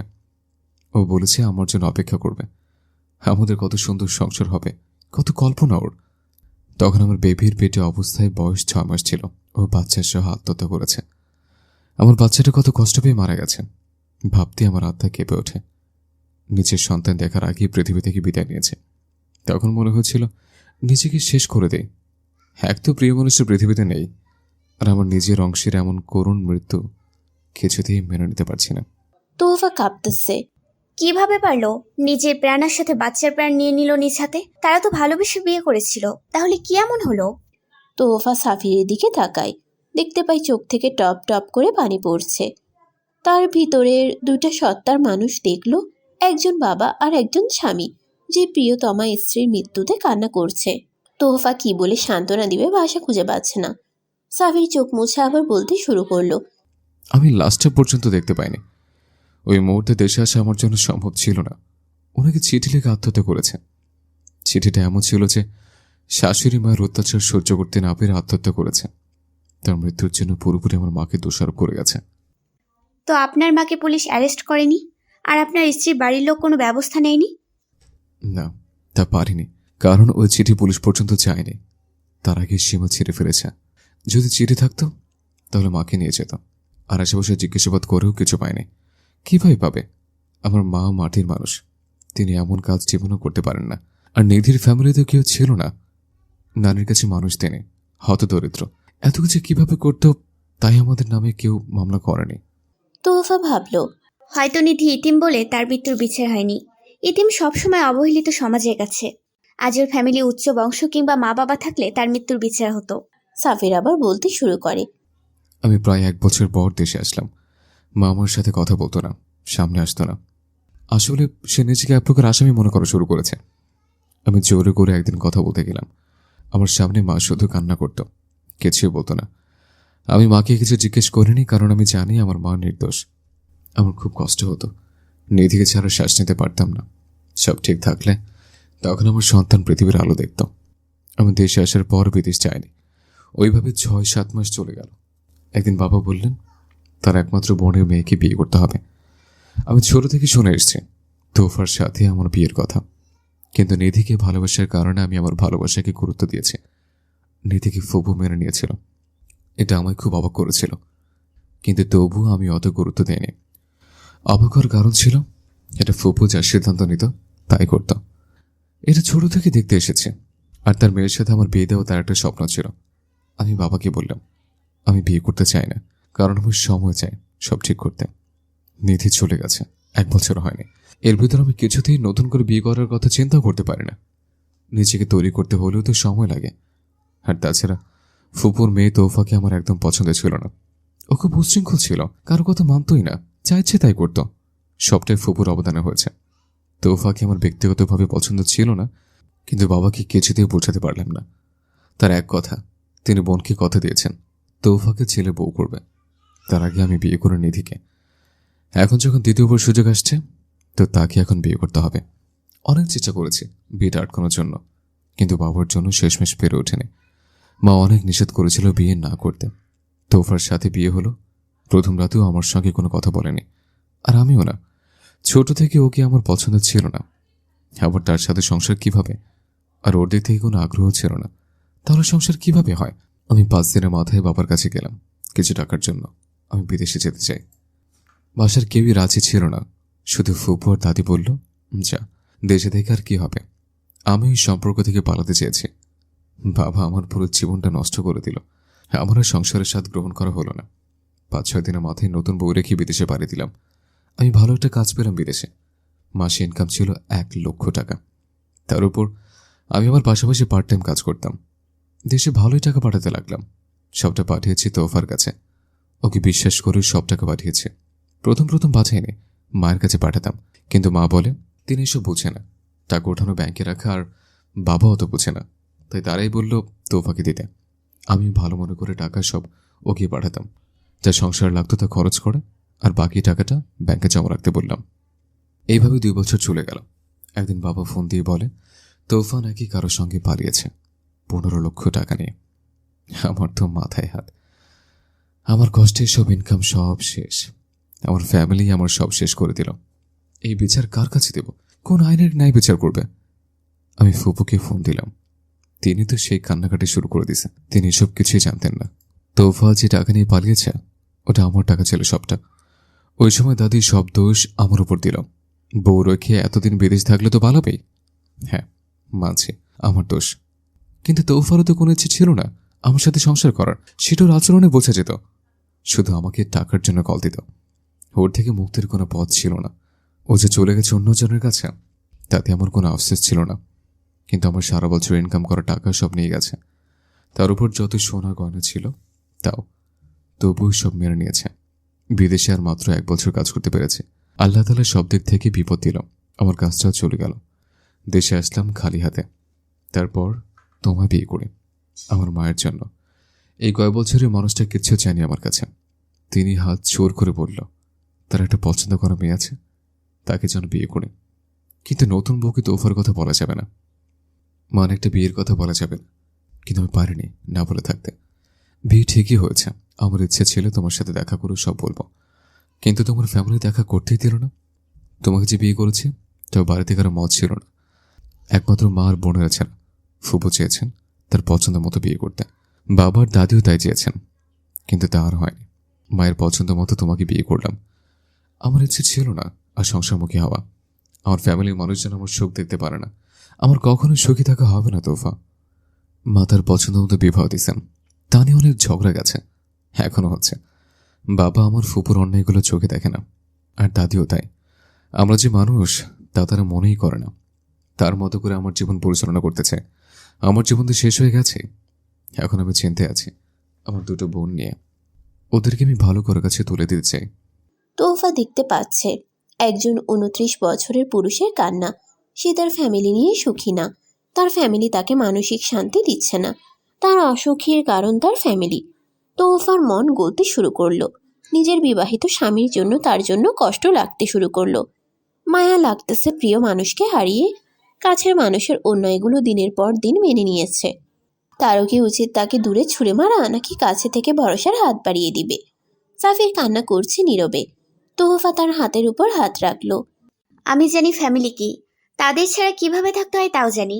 আমি তো ফ্যামিলি দূর, মা বাবা কাউকে কাছে পাইনি। মা থাকতে অনাথের মতো বড় হয়েছি।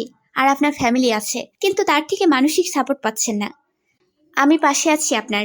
সব ঠিক করতে না পারলেও আপনাকে মানসিক শান্তি দেওয়ার চেষ্টা করব। সাফির তোহফাকে 2 হাত দিয়ে জড়িয়ে ধরল।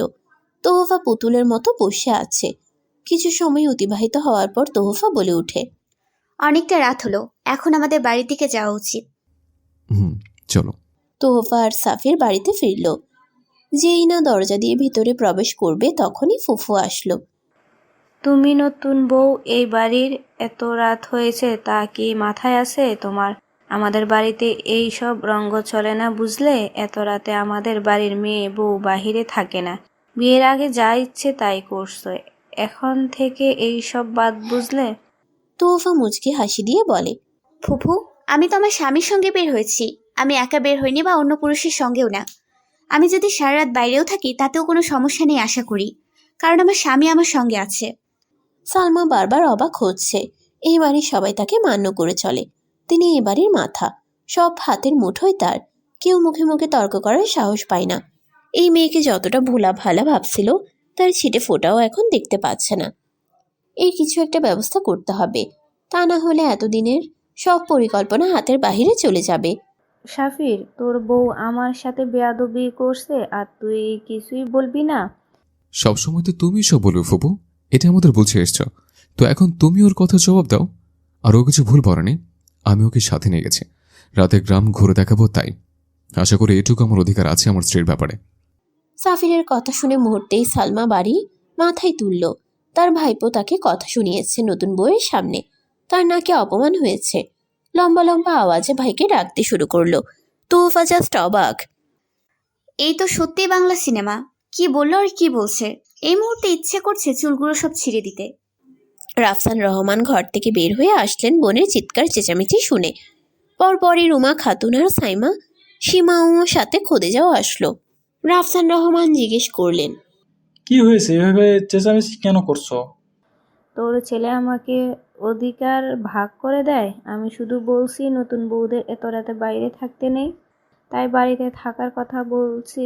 তাতেই তোর ছেলের বউ আর ছেলে আমাকে কত কথা শোনালো। রাফসান রহমানের মেজাজ গরম হয়ে গেল। একে তো মাথা ব্যথা করছে, তার উপর বোনের অহেতুক অযৌক্তিক কথা। সমস্যা কোথায় বুবু? সাফির তো সাথেই ছিল, তাই না? তুমি এটা নিয়ে আর ঝামেলা করো না দয়া করে। আমার ভালো লাগছে না এইসব। যাও তো, ঘরে যাও। আর এই সাফির, বৌমাকে নিয়ে ঘরে যা। তোহফা বাদে সবাই অবাক। রাফসান রহমান বোনের নালি সেভাবে এড়িয়ে গেলেন। অন্য সময় হলে তিনি সামান্য কারণেই রিয়্যাক্ট করতেন। সালমা বুঝলেন তার কাজের মেয়াদ কমে এসেছে। নতুন করে আবার পরিকল্পনা করতে হবে। কাল সন্ধ্যায় একবার বের হতে হবে, না হলে সবকিছু ব্যর্থ হয়ে যাবে। নিধি আপুর মৃত্যুর আগে সন্দেহজনক কোনো কিছু লাগেনি? বা আপনার মনে হয়েছে নিধি আপু এটা করতে পারে না? আচ্ছা, নিধি আপুকে ডায়েরি লিখতো? আপনি তার স্বামী ছিলেন, তো তার সবকিছু আপনাকে বলতো, তাই না? এমন কোনো কাজ যা থেকে কোনো সূত্র পাওয়া যায়, তাহলে বুঝতে পারতাম সে কেন আত্মহত্যার মতো পাপ করেছে। সাফির তাকিয়ে আছে তার বউয়ের দিকে। তোহফা একের পর এক প্রশ্ন করেই যাচ্ছে। নিধির ব্যাপারে ওর কত কৌতূহল, তার মৃত্যুর কারণ জানতে চাচ্ছে কত কি। তোহফা বিরক্ত হলো লোকটার প্রতি। এত কথা বলে যাচ্ছে কিন্তু তার উত্তর দিচ্ছে না। তোহফা ভ্রুকুচকে তাকিয়ে আছে। কি হলো, কথা বলছেন না কেন? নাকি ভূতে ধরলো? সাফির হাতের ইশারায় পাশে বসতে বলল। তোহফা আস্তে করে বসলো তার কাছে। তোফা, তোমার নামের অর্থ তুমি জানো? মহা বিরক্ত হলো তোহফা। জাদা লোক তো, সে কত গুরুত্বপূর্ণ টপিক নিয়ে কথা বলছে আর এই লোকের কোনো আগ্রহ নেই। সাফির আবার বলল, কি হলো, বলো না কেন? তৌফা অর্থ উপহার। আর তাবস্সুম অর্থ কি? মৃদু হাসি। তুমি উপহার নয়, আমার জন্য মৃদু হাসি থেকো, কেমন? আজ থেকে তোমাকে তাবস্সুম ডাকবো। নামটা বড় হয়ে যায় কিন্তু। সমস্যা নেই, তাবস্সুম সুন্দর নাম। সাফির তোহফার কোলে মাথা দিয়ে বলে। চুলে বিলি কেটে দাও তো। নিধি আপুর কাছেও কেমন আবদার করতেন? এমন নয়, কিন্তু আবার এমনই। ও খুব ভালোবাসতো আমায়। আমার এক কথা ছেড়েছে, কিন্তু আমি ওকে বাঁচিয়ে রাখতে পারিনি। সাফির চুপ হয়ে গেল। তা দেখে তোহফা বলে, নিধি আপুর কথা কিছু বলুন শুনি, শুনতে ভালো লাগছে। নিধি আমার মায়ের স্বভাবের মতো, তাই হয়তো খুব তাড়াতাড়ি ভালোবেসে ফেলছিলাম। বিয়ের পর সব প্রায় ঠিকঠাক ছিল, সবাই মেনে নিছে, এমনকি ফুপো। আমি যখন দেশের বাইরে গেলাম প্রথম প্রায় সব ভালো ছিল, নিয়মিত করে কথা বলতো। তারপর আস্তে আস্তে পরিবর্তন দেখতে পেলাম। ও বলতো ওর নাকি কিচ্ছু ভালো লাগে না, অসহ্য লাগে, সব কিছুতে বিরক্ত লাগে। শরীর দিন দিন প্রচুর খারাপ লাগতো, কোনো কিছু করতে শক্তি পেত না। আমি ভাবতাম প্রেগনেন্সি অবস্থায় আছে, তাই হয়তো শরীর খারাপ থাকতো। এছাড়া বিশেষ কিছু মনে নেই আমার। নিধি আপু ডায়েরি লিখতো না, বা এমন কোনো বিশেষ স্থান যেখানে তার না বলা বক্তব্য রেখে গেছে? না, নিধি ডায়েরি লিখতো না, দেখিনি আমি। কিন্তু ও চিঠি লিখতো আমায়। চিঠি দিতেও প্রেম চলাকালীন প্রায়। আমার চোখে পড়েনি যে ওর ডায়েরি লেখার অভ্যাস, হয়তো লিখতো। ও এই কথা তুমি জিজ্ঞেস করছো কেন? না, এমনি। রোদ্দুরময় সকাল হলো। তোহফা ঘুম থেকে উঠল ভোরে। তার মাথায় খালি এটা চলতেছে, নিধির মৃত্যু।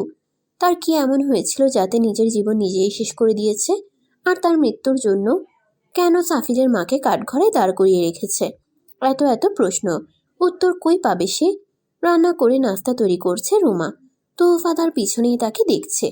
তার দ্বারা কি আদৌ সম্ভব এত এত অন্যায় করা? নাকি তার পিছনে অন্য কারো হাত রয়েছে? আর থাকলেও কে সে? রুমা পিছনে তাকালো, দেখলো তোহফা দাঁড়িয়ে আছে। ওহ, তুমি হাত মুখ ধুয়েছ? জি। আচ্ছা দেখো সীমা উঠেছে কিনা, গল্প করো গিয়ে, আমি নাস্তা তৈরি করি। আপনাকে সাহায্য করি।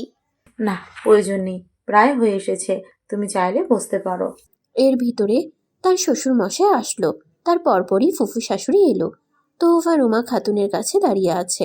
রাফসান রহমান টেবিলে বসে আছে, খাচ্ছে আর বোনকে বলছে, বুবু তুমি যে ওষুধ দিতে তা শেষ হয়ে গেছে, কেমন যেন মাথা ব্যথা করে দম বন্ধ হয়ে আসে, অসহ্য লাগে সবকিছু, আর খুব মাথা ব্যথা, বুঝলে?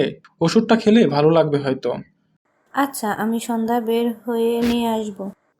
সালমা মনে মনে খুব খুশি। তার হাতের মাঝেই সব রয়েছে, কোনো কিছুতেই অন্য কেউ ভাগ বসাতে পারবে না। তিনি এই পরিবারের মাথা, তার কথা মতো চলবে এই পরিবার। পরিবারের বড় মেয়ে সে, সয় সম্পত্তি তো সেই দেখে রাখবে, তাই না? তার একটা মেয়ে আর ভাইয়ের দুইটা মেয়ে, একটা ছেলে। তার থেকে বেশিরভাগ সম্পত্তি তার ভাইয়ের ভাগে যাবে। যদি ভাইকে নিজের হাতের মুঠোয় রাখেন তাহলে আর কোনো সমস্যা নেই। সে ওই পাড়ার মিলিকে দেখছে যে ভাই কত দূর দূর করে, ভাইয়ের বউ কত অত্যাচার করে, আর ভাই কোনো প্রতিবাদ করে না। তার মতো বুদ্ধি কজনের আছে? ভাইকে হাতের মুঠোয় রাখলে সব তার। বোকা মিলি বুদ্ধি দিলেও নিতে চায় না। তার মতো হলে আজ সেও বাড়ির সবার মাথায় রাজ করত। সালমা এতে কোনো পাপ দেখে না। তিনি কোনো অন্যায় করেনি। ভাইয়েরা বিয়ে করলেই পরিবর্তন হয়ে যায়, আর সন্তান হলে তো আরও পরিবর্তন। তাই নিজের জায়গা ঠিক রাখার জন্য চেষ্টা করে যাচ্ছে। আর তার বোকা মেয়ে কি করলো? একটা ছেলের সঙ্গে পালিয়ে গেল। চেয়েছে ভাই বয়ের সঙ্গে বিয়ে দিয়ে সবকিছু পার্মানেন্টভাবে পেয়ে যাবে, কিন্তু তার গাধি মেয়ে কিছু টাকা নিয়ে পালিয়ে গেল। এখন মেয়ের উপর তো জুলুম চলে না। ভাইয়ের সম্পত্তি বেশি, আর তারপর পাবে সাফির, এবং তাকে বিয়ে করলে তো তারই মেয়ে সব পাবে, তাই না? কিন্তু সব পরিকল্পনা শেষ করে দিয়ে চলে গেল মেয়ে। ভাইয়ের সামনে তার মুখ রাখলো না। সব হয়েছে গাধি মেয়ের জন্য। নিজের ভালো মন্দ বোঝে না। বাবা, আপনাকে ডাক্তারের কাছে নিয়ে যাই, বিকেলে চলুন ডাক্তার দেখাবো।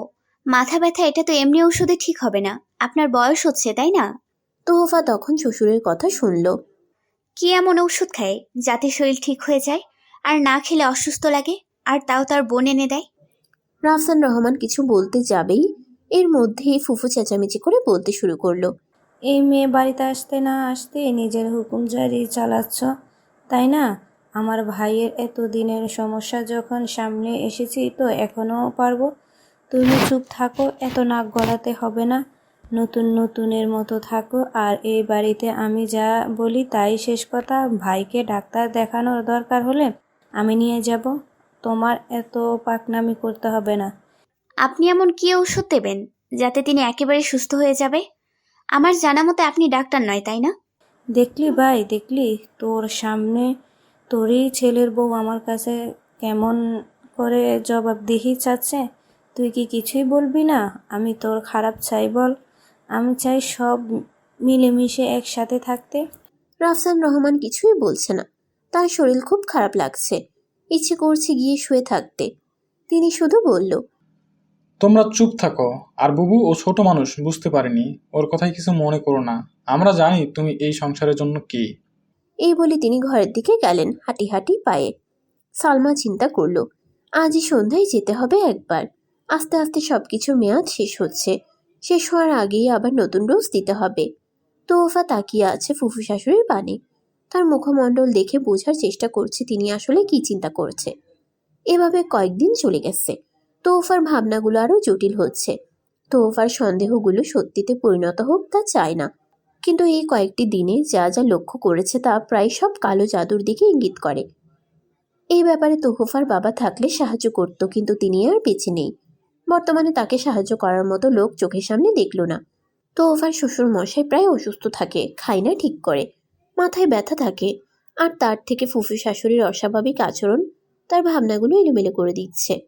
তোহফার ফুফু প্রতিদিন সন্ধ্যায় কোথাও যেন যান, প্রায় 1 থেকে 2 ঘন্টা থাকে। তোহফা তাকে প্রশ্ন করায় আরও চেঁচামেচি করেন। প্রতিদিন রাতের খাবার শেষে রাফসান রহমানকে 1 গ্লাস দুধ দেন, আর তা আনা ওষুধ তো তিনি খান। একদিন তোহফা খেয়াল করলো কি যেন মিশালো দুধের ভিতর। সাফির তার ফ্যামিলির ব্যাপারে খুব উদাসীন। তোহফার সাথেও ঠিক করে কথা হয় না। যেদিন তোহফার মা তাদের বাড়িতে যেতে বলল, কিন্তু এক উত্তরে সে বলে দিল তার কাজ আছে। তোহফা তার মায়ের উপর রাগ করে আছে, তাই সেও যায়নি একা। তোহফা আরেকটা খবর শুনল, তার বড় ননদ সীমা নাকি ডিভোর্সি। এইসব জাদুবিদ্যা শুনতে শুনতে বড় হয়েছে সে। প্রথমে বাবার কাছে, তবে বেশি কিছু মনে নেই, তখন ছোট ছিল। কিন্তু নানি প্রায় বাবার কথা বলতো আর গল্প করত। তিনি নাকি অনেক বড় রাখী, যারা কালো জাদু থেকে মুক্তি প্রদান করেন ছিলেন। তার ভাবনা যদি সত্যি হয় তাহলে তো প্রমাণ লাগবে, আর নাও হতে পারে। কিন্তু তার সন্দেহ হচ্ছে আশেপাশের বিষয়গুলো দেখে। এত বড় ভয়ঙ্কর পরিকল্পনা নিজের মানুষ কি করে করতে পারে? মুহূর্তেই তার বাবার কথাগুলো মনে পড়ে গেল। দূরের শত্রু চিহ্নিত করা যায় খুব সহজে, কিন্তু সেই ব্যক্তি যদি তোমার কাছের কেউ হয় তাহলে তুমি কখনোই চিহ্নিত করতে পারবে না। ছোট তোহফা জিজ্ঞেস করেছিল কেন পারবে না সে। উত্তরে বাবা বললেন, তুমি কিভাবে পারবে? যে ব্যক্তি তোমার ক্ষতি করেছে সেই ব্যক্তি তোমার আপনজন। তুমি তাকে কখনোই সন্দেহের তালিকায় নিবে না, বরং তিনি তোমার সন্দেহের তালিকা লম্বা করতে সাহায্য করবে। আপনজন নামক শত্রু তোমার ভাব বুদ্ধি কেড়ে নিবে। তোমাকে এটা বোঝাবে যে সেই আপন, সেই তোমার ভালো চায়। যে শত্রু, সে তোমাকে আঘাত করবে, তোমার মুখোমুখি দাঁড়াবে, তোমার সাথে লড়াই করবে। আর তোমার আপনজন নামক ক্ষতিকারক ব্যক্তি কখনোই সামনে আসবে না, তোমাকে পিছন থেকে ছুরি চালাবে। বাবা, এগুলো আসলেই জাদুবিদ্যার মাধ্যমে ক্ষতি করা যায়? তোহফার কথার উত্তরে তিনি শুধু এটাই বলেছিলেন, তুমি বড় হও, সব বুঝবে। সবকিছু ভাবতেই তোহফা ঘামতে শুরু করলো। সে ভীত হচ্ছে, সেটা চোখে মুখে পরিষ্কার দেখা যাচ্ছে। সাফির বাড়ি আসলো দুপুরে খাবার খেতে। আবার দোকানে বসতে হবে। রাফসান রহমানের শরীর ভালো নয়, ডাক্তারের কাছে নিয়ে যাবে, তাও ফুফুর জন্য পারছে না। গুরুজন মানুষ, তার সঙ্গে তো মারপিট করা যায় না। সবার খাওয়া শেষ, তোহফা ঘরে আসলো। তার মাথায় যা ঘুরপাক খাচ্ছে, এর সমাধান কিভাবে করবে সে?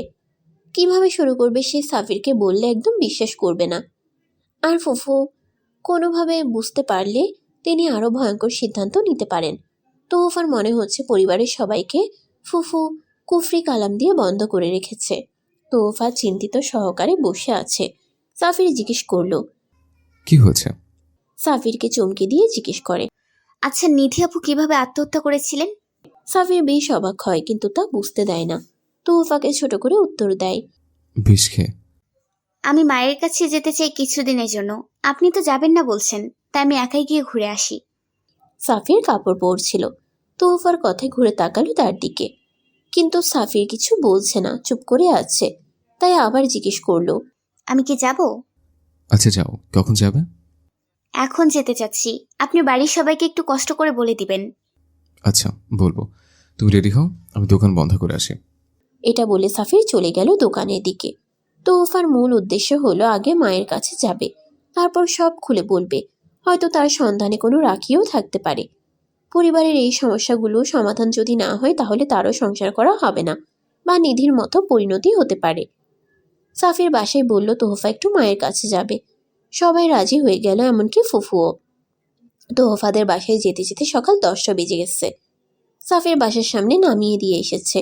তাকে ভিতরে যেতে বললেও সে যায়নি। শহীদুল আলম দেখল তার স্ত্রীর আগের পক্ষের মেয়ে এসেছে, কিন্তু এবার আর কিছুই বলল না। আরও বলছে, ভালো করেছো এসেছো, থাকো মায়ের কাছে। তোহফা তাচ্ছিল্যভাবে হাসলো। এখন তো থাকতেই বলবে, কারণ ওর তো বিয়েই হয়ে গেছে, তার তো আর খাওয়াতে হবে না এখন। ভাই বোন দুটো দৌড়ে আসলো ওকে দেখে। ওরা ভালোবাসে অনেক ওকে। ওদের জন্য তোহফা অনেক চিপস বিস্কুট নিয়ে এসেছে, তা ভাগ করে দিল। মা, তোমার সাথে কিছু কথা আছে। রেহেনা মেয়ের মুখের দিকে তাকাতে পারছে না। তিনি যে কত বড় অন্যায় করেছে তা তিনি বুঝতে পারছে। প্রথমে শুনেছিল সাফিরের এক বিয়ে, এখন শুনল 2 বিয়ে। তার উপর প্রথম স্ত্রী বাচ্চা পেটে নিয়ে আত্মহত্যা করেছে। ভাবতেই তো তার গায়ের লোম দাঁড়িয়ে যাচ্ছে। এখন তো তোহফার জন্য বেশ চিন্তা হচ্ছে, কোন বাড়িতে মেয়ের বিয়ে দিলেন। নিজেকে খুব স্বার্থপর লাগছে। তোহফার বাবার মৃত্যুর পরই তিনি বিয়ে করেছেন। ছোট তোহফার কথা একবারও ভাবেনি। তারপর নিজের কাছে এনেও রাখতে পারেনি ভালো করে। এমন একজনের সাথে বিয়ে হলো যার নাকি 2 বিয়ে। সব কিছুর জন্য হয়তো তিনিই দোষী। হয়তো বিয়ে না করলেও পারতেন তিনি। বল, শুনছি। রিহিনা কাপড় ভাঁজ করছে আর তোহফা তার পাশে বসা ভাই বোনের সাথে। মা, তুমি কি কোনো পরিচিত রাখির যারা কালো জাদু থেকে মুক্তি দেয় তাদের সন্ধান দিতে পারবে? আর যদি থাকে তাহলে কি আমাকে নিয়ে যেতে পারবে? রিহিনা বেশ অবাক হলেন। তোফা হঠাৎ রাখির খোঁজ করছে কেন? তোহফার বাবাও একজন রাখি ছিলেন। তিনি কালো জাদু থেকে মানুষকে মুক্তি দিত, আর সাথে সাথে জিন ভূত মানুষের শরীর থেকে দূর করত। মূলত ওই কারণেই তার তাড়াতাড়ি মৃত্যু হয়েছে। হঠাৎ রাখির খোঁজ কেন করছিস? তোর কি প্রয়োজন? তোহফা মাকে সব খুলে বলল, এমনকি নিধির মৃত্যু থেকে তার শ্বশুর বাড়ির সবার আচরণ। সাফিরের সাথে তার সম্পর্ক ভালো নয়। সাধারণ স্বামী স্ত্রীর মতো তাদের বসবাস নয়। তারা কখনোই কাছাকাছি আসেনি। তোহফা স্বাভাবিক হতে চাইলেও সাফির কেন যেন পারত না। তখনই তার মাথা ব্যথা, শরীরের যাবতীয় যন্ত্রণা শুরু হয়ে যেত। আর ফুফুর অস্বাভাবিক আচরণ। তিনি প্রায় সন্ধ্যা হলেও কোথাও একটা যায়। সারা রাত লাইট অন করে কার সাথে যেন কথা বলে। তোহফা একদিন তার ঘরের পাশে দাঁড়িয়ে শুনছে। বাথরুমের পিছনে কিছু চুল এবং রান্না করা মাংস পেয়েছে। মাংসের সাথে পেঁচানো চুল ছিল, এবং সাথে করে নিয়েও এসেছে। রেহেনা শুনে ঘামতে শুরু করছে। এই কালো জাদু কত ভয়ঙ্কর তা তিনি জানে। কালো জাদু যারা করে তারা মূলত শয়তানের পূজা করে। শয়তানকে সাহায্য করলে তার বিনিময়ে মানুষকে কিছু ফিরিয়ে দেয়। জাদুবিদ্যা খুব ভয়ঙ্কর, এটা মানুষের জীবনকে শেষ করে দেয়। কি বলছিস? এই সব আল্লাহ, তোকে কোথায় বিয়ে দিলাম আমি? তোহফা হাসি দিল একটা। তোমার ঘাট থেকে নামানোর ছিল, নামিয়ে দিছো। আমাকে একবারও জানানোর প্রয়োজন মনে করনি কিছু। তুমি একা একা সিদ্ধান্ত নিয়েছো। তোমার একটা সিদ্ধান্ত আমার পুরো জীবনটা শেষ করে দিছে। ওই বাড়িটা পুরো কুফরি কালাম দিয়ে ভরা, সবটা ফুফুর হাতে। তিনি বসতে বললে সবাই বসে, তিনি দাঁড়াতে বললে দাঁড়ায়। এখন পর্যন্ত আমার উপর কিছু করেনি, কিন্তু আমি গেলে হয়তো শুরু করতে পারে। তাই আমি চাইছি ব্যাপারটা যদি কিছু সমাধান করতে পারি। ফুফুর করা অন্যায় কেউ বিশ্বাস করবে না, তার জন্য প্রমাণ দরকার। কিন্তু আমার কাছে নেই। যদি কোনো রাখির কাছে যাই তাহলে হয়তো কিছু করতে পারবো। রেহেনা ভাবল এমন কেউ তার চেনা জানার মধ্যে আছে কিনা। মুহূর্তেই মনে পড়ে গেল কবির রিজভির কথা। তিনি প্রায় তাদের বাড়িতে আসতেন তোহফার বাবার সঙ্গে। তারা মূলত একই কাজ করে, তাই কাজের সূত্রে তাকে তোহফার বাবার সঙ্গে দেখত। কিন্তু তার ঠিকানা তিনি তো জানেন না, এমনকি ফোন নাম্বারও নেই। তোফা, তোর মনে আছে কবি রাজবীর কথা? তোর বাবার সঙ্গে আমাদের বাড়িতে আসতো, তোকে সাহায্য করলে তিনিই করতে পারবে, কিন্তু আমার কাছে কোনো ঠিকানা বা ফোন নাম্বার নেই, কিভাবে পাবো খোঁজ? তার কথা মনে নেই আমার, দেখেছি হয়তো কিন্তু মনে পড়ছে না। এখন কি হবে মা? ঠিকানা না পেলে তার কাছে কিভাবে যাব? রেহেনা কিছু একটা ভেবেই হাসি দিলেন। তোফার একমাত্র চাচাকে ফোন দিলেন। তার জানা মতে রফিকের কাছেই হয়তো ঠিকানা। রফিক মৃত ভাইয়ের বউয়ের ফোন পেয়ে বেশ চমকালেন।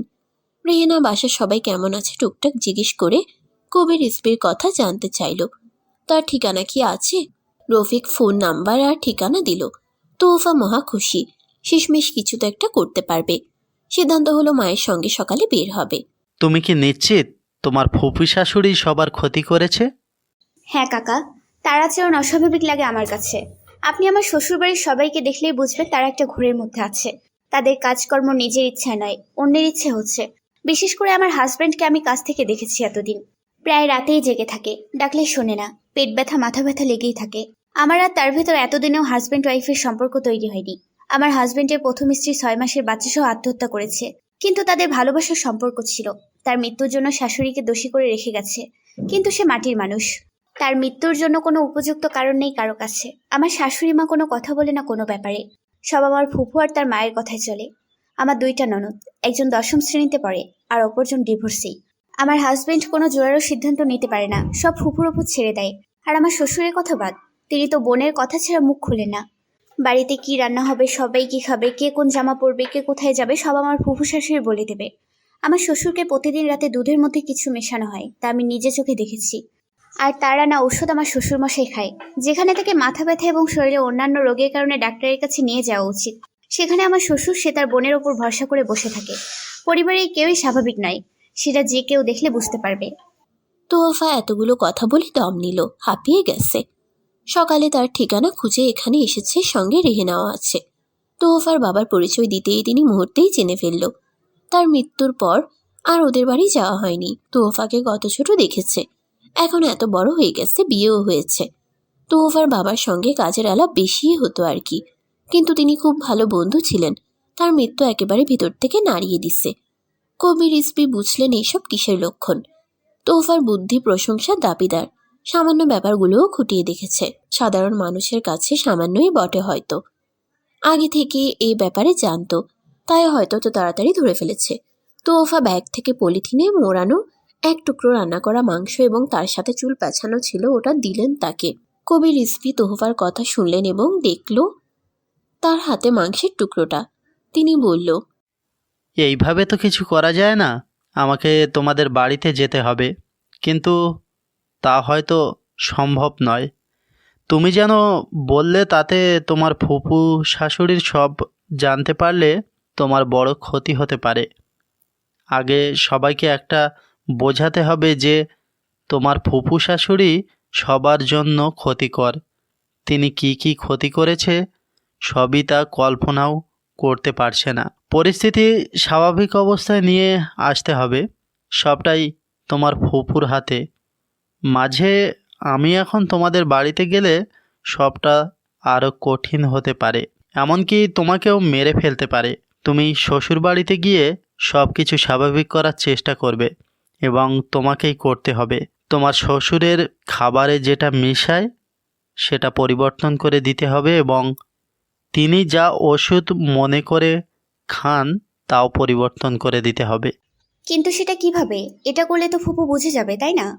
কথা শেষ করি আগে, তারপর বলি কিভাবে কি করবে। তোমার হাজব্যান্ডকে এমন কিছু দেখাও বা বলো যাতে তোমার কথা বিশ্বাস করে। অন্তত তাকে কিছু হলেও বিশ্বাস করাও। তুমি 5 ওয়াক্ত নামাজ আদায় করবে আর কমপক্ষে 2 বেলা কোরআন তেলাওয়াত করবে। আমি কিছু পানি পড়া দিব, তা তুমি বাড়ির 4 কোণায় ছিটাবে। বাহির থেকে আর অন্য একটা দিব, তা রান্নার সময় খাবারে দিবে। আর ওষুধ হিসেবে যেটা পরিবর্তন করবে সেটাও আমি দিব। পরিবর্তন করলে তোমার ফুফু ধরতে পারবে না। এইভাবে 5 দিন ঠিকমতো করে যদি পরিস্থিতি মনে করো স্বাভাবিক, তাহলে আমার কাছে আসবে।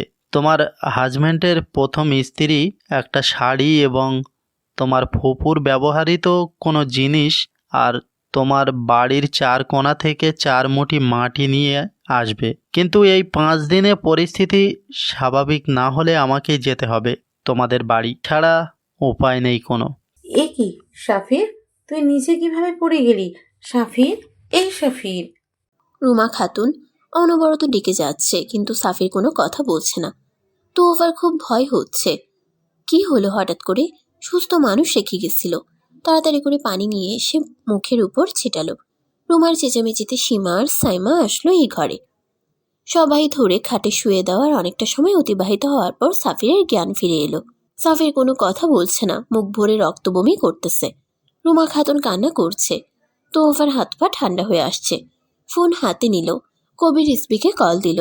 উত্তেজিত কণ্ঠে তাকে বলছে, আসসালামু আলাইকুম কাকা। কাকা হয়তো সব শেষ। কাকাও বমি করতেছে, রক্ত বমি। কি করব বুঝতে পারছি না। তোহপা শান্ত হও, কিচ্ছু হবে না। বুঝতে পারছি, ধৈর্য ধরো, আমার কথা শোনো। আমি এক লোক পাঠাচ্ছি, তুমি তাকে যে জিনিসগুলো সংগ্রহ করতে বলেছিলাম সেইগুলো দিয়ে দিও। আশা করি সংগ্রহ করতে পেরেছো। হ্যাঁ, আমার কাছে সব আছে, আপনি লোক পাঠান। আর তুমি সাফিরকে আমার দেওয়া পানিটা খাও এবং ওর মুখ মুছে দাও ওই পানি দিয়ে। ওর বালিশের নিচে তাবিজ আছে, আর তোমার ফুপু রেখেছে, ওটাও বের করে দিবে। চিন্তা করো না, ইনশাল্লাহ ঠিক হয়ে যাবে। আমি কাল আসবো তোমাদের বাড়িতে। আজ রাত ধৈর্য ধরে থাকো। আচ্ছা। সাবধানে থেকো। তোফা কবির রিসবির কথা অনুযায়ী সব করলো। তার পাঠানো একজন লোক আসছে, তাকে সব দিয়ে দিছে ও। সত্যি সত্যি সাফিরের বালিশের নিচে একটা তাবিজ পেল, নিধির একটা শাড়ি আর ফুফুর ব্যবহৃত একটা কাপড়। বাড়ির 4 কোণা থেকে 4 মুঠি মাটি আর 8টা তাবিজও, সেই 4টা চোখ। সাফির বমির সঙ্গে চুল আর মাংস পড়েছে। সবাই ভয়ে আঁতকে উঠল। সাইমা আর সীমাকে এই ব্যাপারে কোনো শব্দ করতে নিষেধ করেছে। ফুফু যেন জানতে না পারে এই সম্পর্কেও আজ রাতটুকু সাবধানে থাকতে হবে ওদের। রাত পার হয়ে গেছে। কোনো রকম সাফির খুব অসুস্থ হয়ে পড়েছিল। মোটামুটি এখন সুস্থ আছে, এই কথা ফুফি জানে না। সালমা রাতে গেছিল তান্ত্রিকের কাছে, তার কথা জানিয়েছে। সেই তান্ত্রিক বলল তার দেওয়া তাবিজের মেয়াদ শেষ হয়ে গেছে, তার জন্য সবাই তার বিরুদ্ধে যাচ্ছে। এতদিনের পরিকল্পনা সব শেষ হয়ে যাবে তার। এটা কিছুতেই মানতে পারছে না সে। সালমা ভাবে সে ছোটবেলা থেকে অবহেলিত, তার আপন বাবা নিজের কাছে রাখেনি। মায়ের সঙ্গে তার শ্বশুরবাড়ি পাঠিয়ে দিল। তার মায়ের যখন বিয়ে হয় তার বাবার সঙ্গে, তখন খোদেজা বেগমের বাবার বাড়ির মানুষ খুবই গরিব। জামাইকে মোটা অঙ্কের টাকা দেওয়ার কথা ছিল, কিন্তু তার সামর্থ্য দেয়নি তাদের। এর জন্য প্রায় খোদেজা বেগমের প্রথম স্বামী মারধর করত। তার উপর নেশা পানির অভ্যাস ছিল, ঠিকমতো সংসারে টাকা দিত না। খোদেজা বেগম অনেক কষ্ট করে স্বামীর সংসার করার চেষ্টা করেছে। বাঙালি নারী, নিজের গায়ে দাগ লাগাতে চায়নি, কিন্তু হয়তো তার ভাগ্য সহায় হয়নি।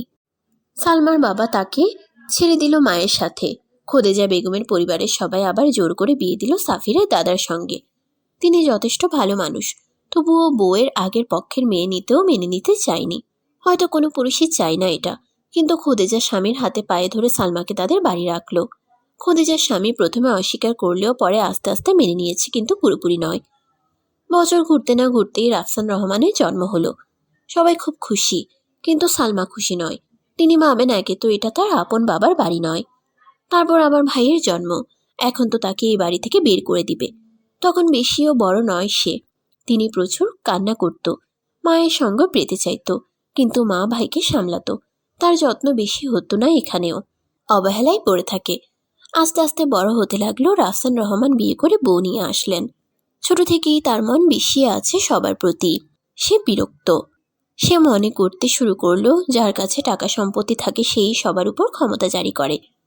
রাফসান রহমানের বিয়ের আগে রাফসান রহমানের বাবা মারা গেছে। একদিন খোদেজাকে বলতে শুনে যে রাফসান রহমানের দাদার বাড়ির বেশ কিছু সম্পত্তি আছে, কিন্তু তাতে আবারও সমস্যা আছে, পেতে হলে কষ্ট করতে হবে। জাদুর বুদ্ধিদাতা ছিল সালমার বান্ধবী। সে বুদ্ধি দিল যে সব সয় সম্পত্তি নিজের নামে করতে। সালমা এবারের মেয়ে নয়, তাকে রাফসান কানা করিয়েও দিবে না। সারা জীবন ভিক্ষা করে খেতে হবে তার। এর মধ্যে সালমার বিয়ে হলো। তিনি রাজি ছিলেন না বিয়েতে, কারণ ছেলে গরিব। এতদিনে তার মনে লোভের ভয়ঙ্কর বাসা বেঁধেছে। তিনি এত পরিমাণ লোভের জালে পড়েছে যে তার থেকে বের হওয়া কঠিন। টাকার জন্য সবকিছু করতে পারেন তিনি। তার ধারণা রাফসান রহমান ইচ্ছে করে এমন বিয়ে দিয়েছে তার। বিয়ে হলেও প্রায়ই বাবার বাড়ি থাকতো। বলতো শাশুড়ি অত্যাচার করে, আর তার স্বামীও বাধ্য হয়ে তার সঙ্গে থাকতে শুরু করে। সালমার বান্ধবীর কথা অনুযায়ী তিনি এক তান্ত্রিকের কাছে যাওয়া শুরু করলো। তার উদ্দেশ্য পরিবারের সবাইকে নিজের হাতের মুঠোয় রাখা। আস্তে আস্তে তদবির দিতে শুরু করলো। অনেকটা কঠিন কাজ ছিল, সবার চোখ ফাঁকি দিয়ে তিনি সব করত। কেউ বুঝতে পারল না সালমার পিছনের কাজকর্ম। এরপর হঠাৎ সিদ্ধান্তে আসলো তার মেয়ে তোহফাকে সাফিরের সঙ্গে বিয়ে দিবে, তাহলে সমস্যাই হবে না। ভাইয়ের যাবতীয় সবকিছু তার হবে। কিন্তু সাফির বিয়ে করে নিয়ে আসলো, তাতেই মাথায় আগুন ধরে গেল। কিছুতেই এই সংসার হতে দিবে না সে। সাফিরের উপর কোনো জাদু কাজ করতো না, কারণ ও কাছে থাকতো না, ঠিক ঠিক তদবির দিতে পারতো না। তাই তিনি শয়তানের পূজা করতে বসলো, যাতে দূরে বসেও ক্ষতি করতে পারে। কিন্তু তাতে মেলা সময়। ততদিনে নিধির গর্ভে সাফিরের বাচ্চা এসে গেছে। তিনি আর সময় নষ্ট করলো না, বাচ্চা সহ মেরে ফেলেছে। আর ফ্যামিলির কাছেও সাফিরের কাছে রুমা খাতুনকে ছোট করে রেখেছে। এরপর মেয়ে বিয়ে দিল সাফিরের সঙ্গে। টাকার জন্য বিদেশে পাঠালো তাকে, কিন্তু তার বোকা মেয়ে পালিয়ে গেল অন্য কারো সঙ্গে। চেয়েছিল মেয়ের সম্পর্কেও নষ্ট করে দিবে, কিন্তু তা আর পারেনি। মেয়ে হুমকি দিয়েছে যদি এমন কোনো কাজ করে তাহলে তার থেকে খারাপ কেউ হবে না। সেও তার মেয়ের শেষ দেখে ছাড়বে। তার জন্য আর কোনো কিছু করেনি। সালমা শয়তানের উপাসনা করে।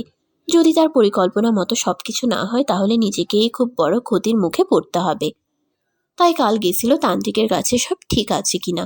সে বলল বাড়িতে কিছু সমস্যা হচ্ছে। সালমার সন্দেহ হচ্ছে এসব তোহফা মেয়েটা করছে। তার ইচ্ছে করছে নিধির মতো এটাকেও মেরে ফেলতে। নিধিও খুব বেশি পাকামি করেছিল সব বিষয়ে। তার কৌতূহল ছিল অনেক। একবার তো তার পিছুও নিয়েছিল। সালমা এখানে কোনো অন্যায় দেখে না। সে ভাবে এটা অন্যায় কিভাবে হয়। ভাইয়ের সম্পত্তিতে তার সমান ভাগ রয়েছে, কিন্তু মা তো সোজা বলেই দিয়েছে তিনি কোনো সম্পত্তি পাবে না। তাই তিনিও দেখিয়ে দিয়েছে তাকে ভাগ না দিয়ে কিভাবে সুখে থাকে এরা। সালমা নিজের ঘরে বসে আছেন। বাড়িতে কি কি হচ্ছে তা এখনো বুঝতে পারছে না সে। সালমা মনে মনে ভাবছে, আজকাল কেউ তাকে আগের মতো মান্য করে না। যা সন্দেহ করছি তা সত্যি হলে ওই তোহফাকে শেষ করে দেব আমি। এতদিনের পরিকল্পনা ওর জন্য শেষ হয়ে যাবে আমার। এত টাকা সম্পত্তি সব হাতছাড়া হবে। এই সম্পর্কে সাপির কিছুই জানে না। শুধু ভাইয়ের মৃত্যু হলেই সব কিছু সহজ হবে।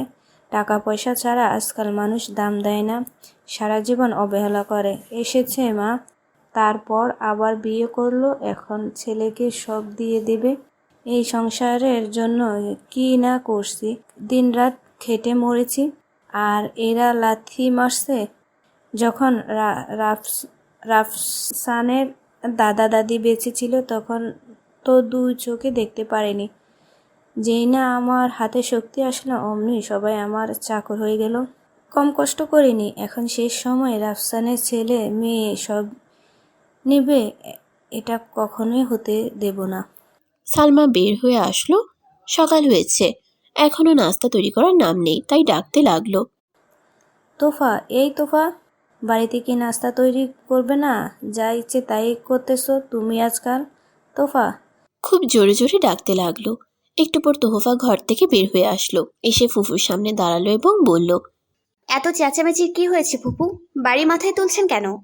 এই অসভ্য মেয়ে, বড়দের সম্মান দিতে জানো না? সংসার করা দেখিয়ে দেব তোমায়। আমার সাথে এই আচরণ করে এখানে সংসার করতে পারবে না। আপনি সম্মান করার মতো মানুষ নন।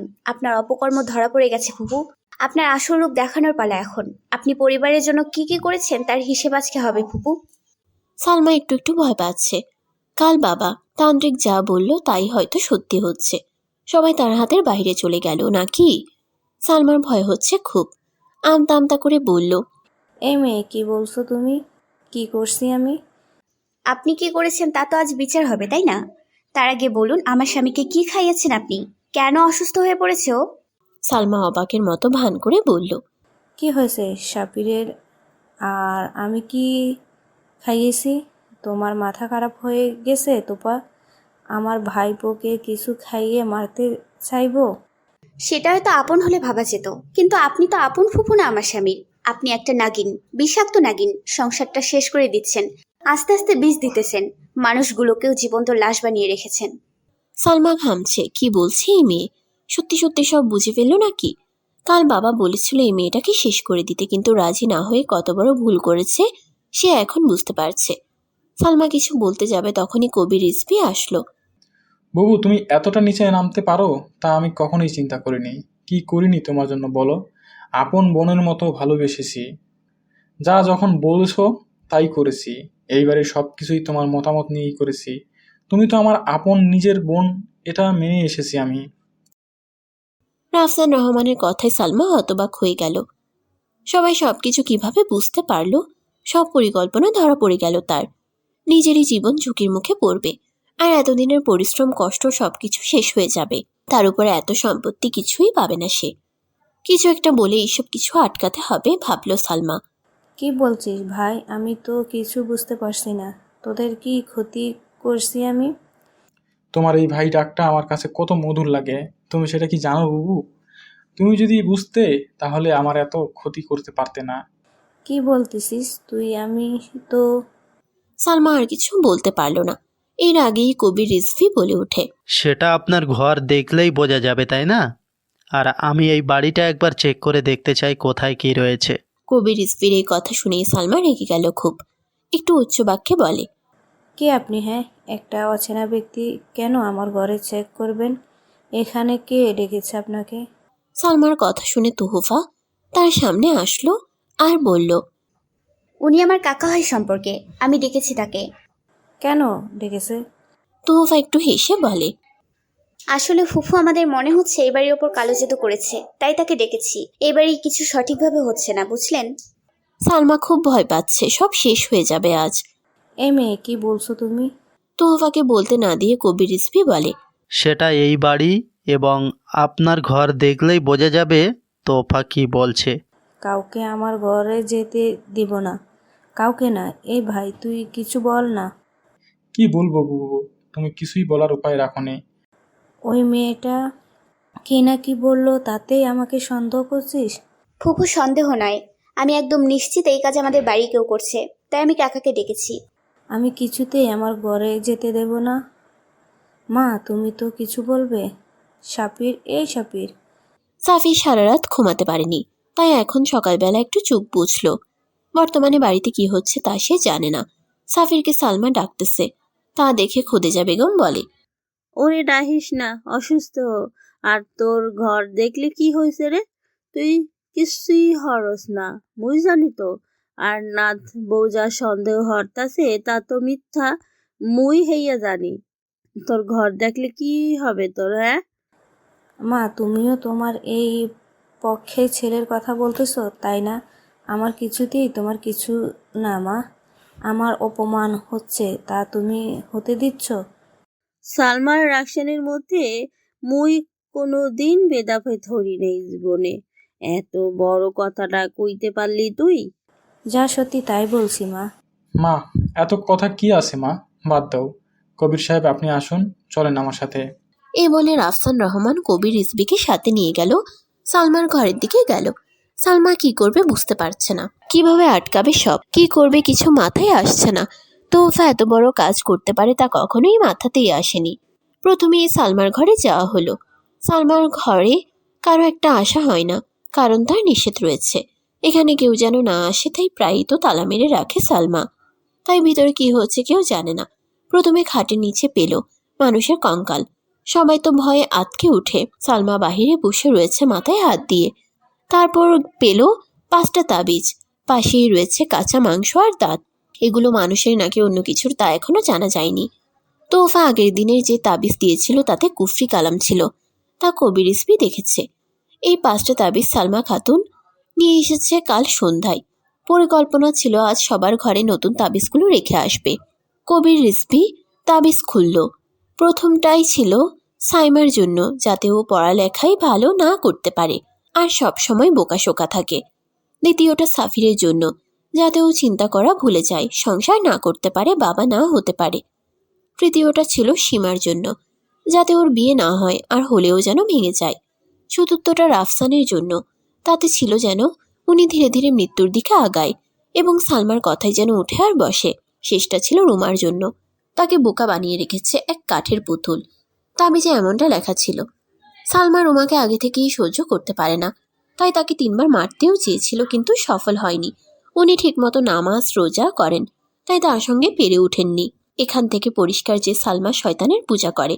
সবার তাবিজের বর্ণনা শুনে অবাকে চরম পর্যায়ে চলে গেল। আদৌ এটা সম্ভব সালমার দ্বারা? খোদেজা বেগমকে কখনোই তাবিজ করা লাগেনি। তিনি সবসময় তাকে অন্ধের মতো বিশ্বাস করেন। মেয়ে যা বলে তাই ধ্রুব সত্যি, যা বলতেন তাই মেনে নিত। তাই কষ্ট করে আর তাবিজ দেওয়া লাগেনি। ওই 8টা তাবিজ নষ্ট হওয়ায় নতুন করে নিয়ে এসেছে 5টা তাবিজ। আরও একটা তোহফার জন্য তৈরি করতে দিয়ে এসেছে। একটু সময় লাগবে তাই নিয়ে আসতে পারেনি। ঘরে আরও পেল সবার ব্যবহৃত কাপড়ের অংশ, নিধির কাপড়ের অংশ, আবার কারো কারো চুল, নখ, রক্তের অনেক কিছু। রাফসান রহমানের অনেক পুরনো এক কাপড়ের অংশ, বেশ ছোটবেলার, তা পেল।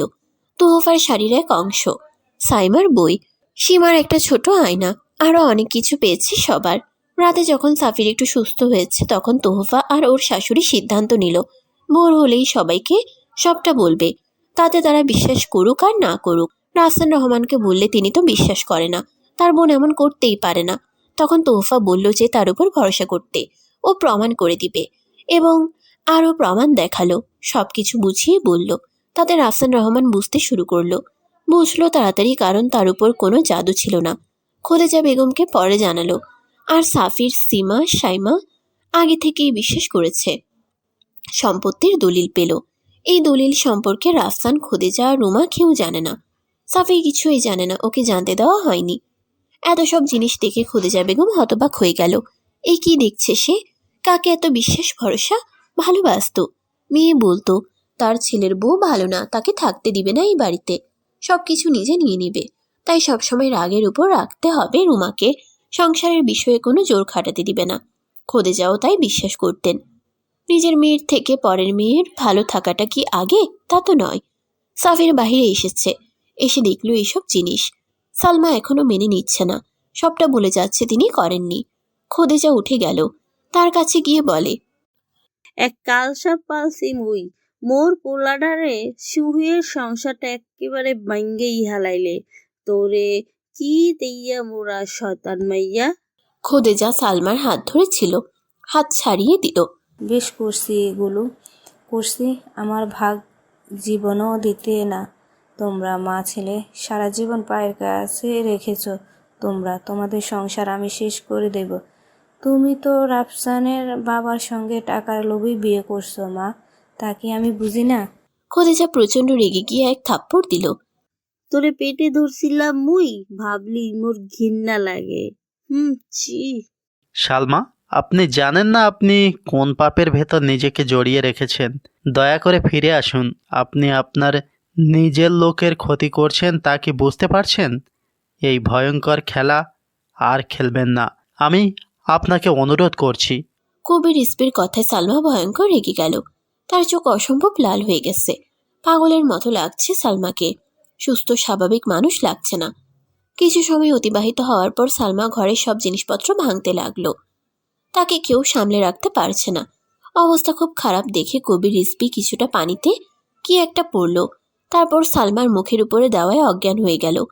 তোহফার এবং বাড়ির সকল সদস্যের উপর উদ্দেশ্য করে বলে, সালমা যে শয়তানের পুজো করত সে তার ক্ষতি করেছে, কারণ তার কাজ সম্পূর্ণ হওয়ার আগেই সব পরিকল্পনা আমরা ধরে ফেলেছি তাই। আর বিশেষ করে তোহপার ক্ষতি করতে পারে সালমা এখানে থাকলে। সালমা পুরোপুরি শয়তানের হাতে চলে গেছে, তাকে কিছুতেই সঠিক পথে দেখানো যাবে না। তাই তাকে আমি আমার সঙ্গে নিয়ে যাই, যদি ঠিক করতে পারি। আমি আপনাদের ক্ষতি চাইব না। সালমাকে আমি চিকিৎসা করে সুস্থ করার চেষ্টা করব। তার ভেতরে যে আত্মা রয়েছে তাকে বন্দি করার উপায় বের করতে হবে। এরপর থেকে কাউকে আমি পুরোপুরি মুক্ত করতে পারবো না। এর থেকে এত সহজে বের হওয়া অসম্ভব। খুব কঠিন জালে ফেসে গেছেন সবাই। শয়তান তার উদ্দেশ্যে পূরণের জন্য সালমাকে ধরেছিল এবং সালমা শয়তানকে কাজে লাগিয়েছে। তার কাজের জন্য কিছু শয়তানের কাজ শেষ হওয়ার আগেই তোহফার জন্য তাকে ধরে ফেলি। তাই সবার থেকে বেশি ক্ষোভ তোহফার ওপর। তাই বলতেছি সালমাকে রাখা ঠিক হবে না এখানে। ওই দিন যে তোহফা আমাকে 4টা চোখ দিয়েছিলে তা মানুষের ছিল, সালমাটা তার কাজের বিনিময়ে শয়তানকে দিত, তাই এনে। আরও অনেক কিছু জানার আছে আমার। আপনারা অনুমতি দিলে আমি সালমাকে সঙ্গে করে নিয়ে যাব আমি। আর সুস্থ হলে তাকে বাড়িতে নিয়ে আসবেন। যতই এটা শয়তানের কাজ হোক, এই পরিবারকে সালমা কখনোই পছন্দ করতো না। কিছু মানুষ থাকে এমন ধরনের। এই রকম অনেক পরিবারকে আমি সাহায্য করেছি। কেউ দাদা, চাচি, ফুপু বা আত্মীয় স্বজন দ্বারা এমনকি ক্ষতির সম্মুখে পড়েছে। এমন মানুষ আমাদের আশেপাশে প্রায়ই দেখা যায়। এদের আমরা চিনতে পারি ঠিকই, কিন্তু সবটা শেষ হওয়ার পর চিনতে পারি। আমাদের জীবনের সব সম্পর্কের একটা আলাদা স্থান রয়েছে। মা মায়ের জায়গায়, বউ বউ এবং বোন বোনও তাই। আমাদের কখনোই উচিত নয় তাদের ভেতরে পার্থক্য করা এবং প্রতিযোগিতা করা। সালমা হয়তো স্বাভাবিক নয়, কিন্তু রাফসান রহমান অনেক আগে থেকেই বোনকে বেশি অধিকার দিয়ে রেখেছে। তার স্ত্রীর কথা বোন কেন বলে দিবে? আর ভাইয়ের সংসারে এত কিসের কথা তার? মা হিসেবে আপনার তো উচিত ছেলের ভালোটা দেখা, তাই না? কথাগুলো কবির রিজভী সবার উদ্দেশ্য করে বলল এবং শেষটা খোদেজাকে বলল। খোদেজা বেগম কিছু বলছে না, চুপ করে রয়েছে। তার তো ভুল রয়েছে। একটা সময় সালমা অতিরিক্ত অধিকার পেয়ে যখন হারাতে বসলো, তখন এমন পাপের পথ অবলম্বন করলো সে। সে চিন্তা করলো তার নিজের স্বামী নেই, একটা মাত্র মেয়ে, তার উপর আপন ভাই নয়, তাই আগে থেকেই ভাইকে এমন করে হাত করতে চেয়েছে। এক সময় অতিরিক্ত লোভে অন্ধ হতে শুরু করলো। ওই দিনে সালমাকে নিয়ে যাওয়া হয়েছে। তার মানসিক অবস্থা ভালো নয়, আদৌ ঠিক হবে কিনা জানে না কেউ। সাফির আগে থেকে একটু সুস্থ আছে। রাফসান রহমান আজ দোকানে বসেছে। সাফিরকে একটু বিশ্রাম নিতে বলেছেন। সীমার বিয়ের কথা চলছে, 5 দিন পর তার পাকা দেখা। খোদেজা বেগম খুব চুপচাপ হয়ে গেছে, দরকার না পড়লে কারোর সঙ্গে কথা বলে না তেমন। সাইমা কত কথা বলার চেষ্টা করে, কিন্তু তার সঙ্গে আগের মতো আর ঝগড়াটা হয় না। রুমা খাতুন আগের থেকে চঞ্চল হয়ে গেছে, তিনি যেন সংসারের স্বাদ ফিরে পেয়েছে। তোহফা আর রুমা দুজনে আনন্দের সঙ্গে সবকিছু সামলে রেখেছে। রাত 10টা। সাফির বসে আছে জানালার পাশে, পিছনে তাকানো। দেখলো তোহফা এসেছে শাড়ির আঁচলে হাত মুছতে মুছতে। এসেই বলল, উফ, এত কাজ রাতে অর্ধেক শেষ করে রেখেছি, কাল সকালে একটু কম কষ্ট হবে। সাফির চুপ করে তোহফার দিকে এক নজরে তাকিয়ে আছে। তা দেখে তোহফা বলে, কি হলো, চুপচাপ কেন? শরীর ভালো আছে?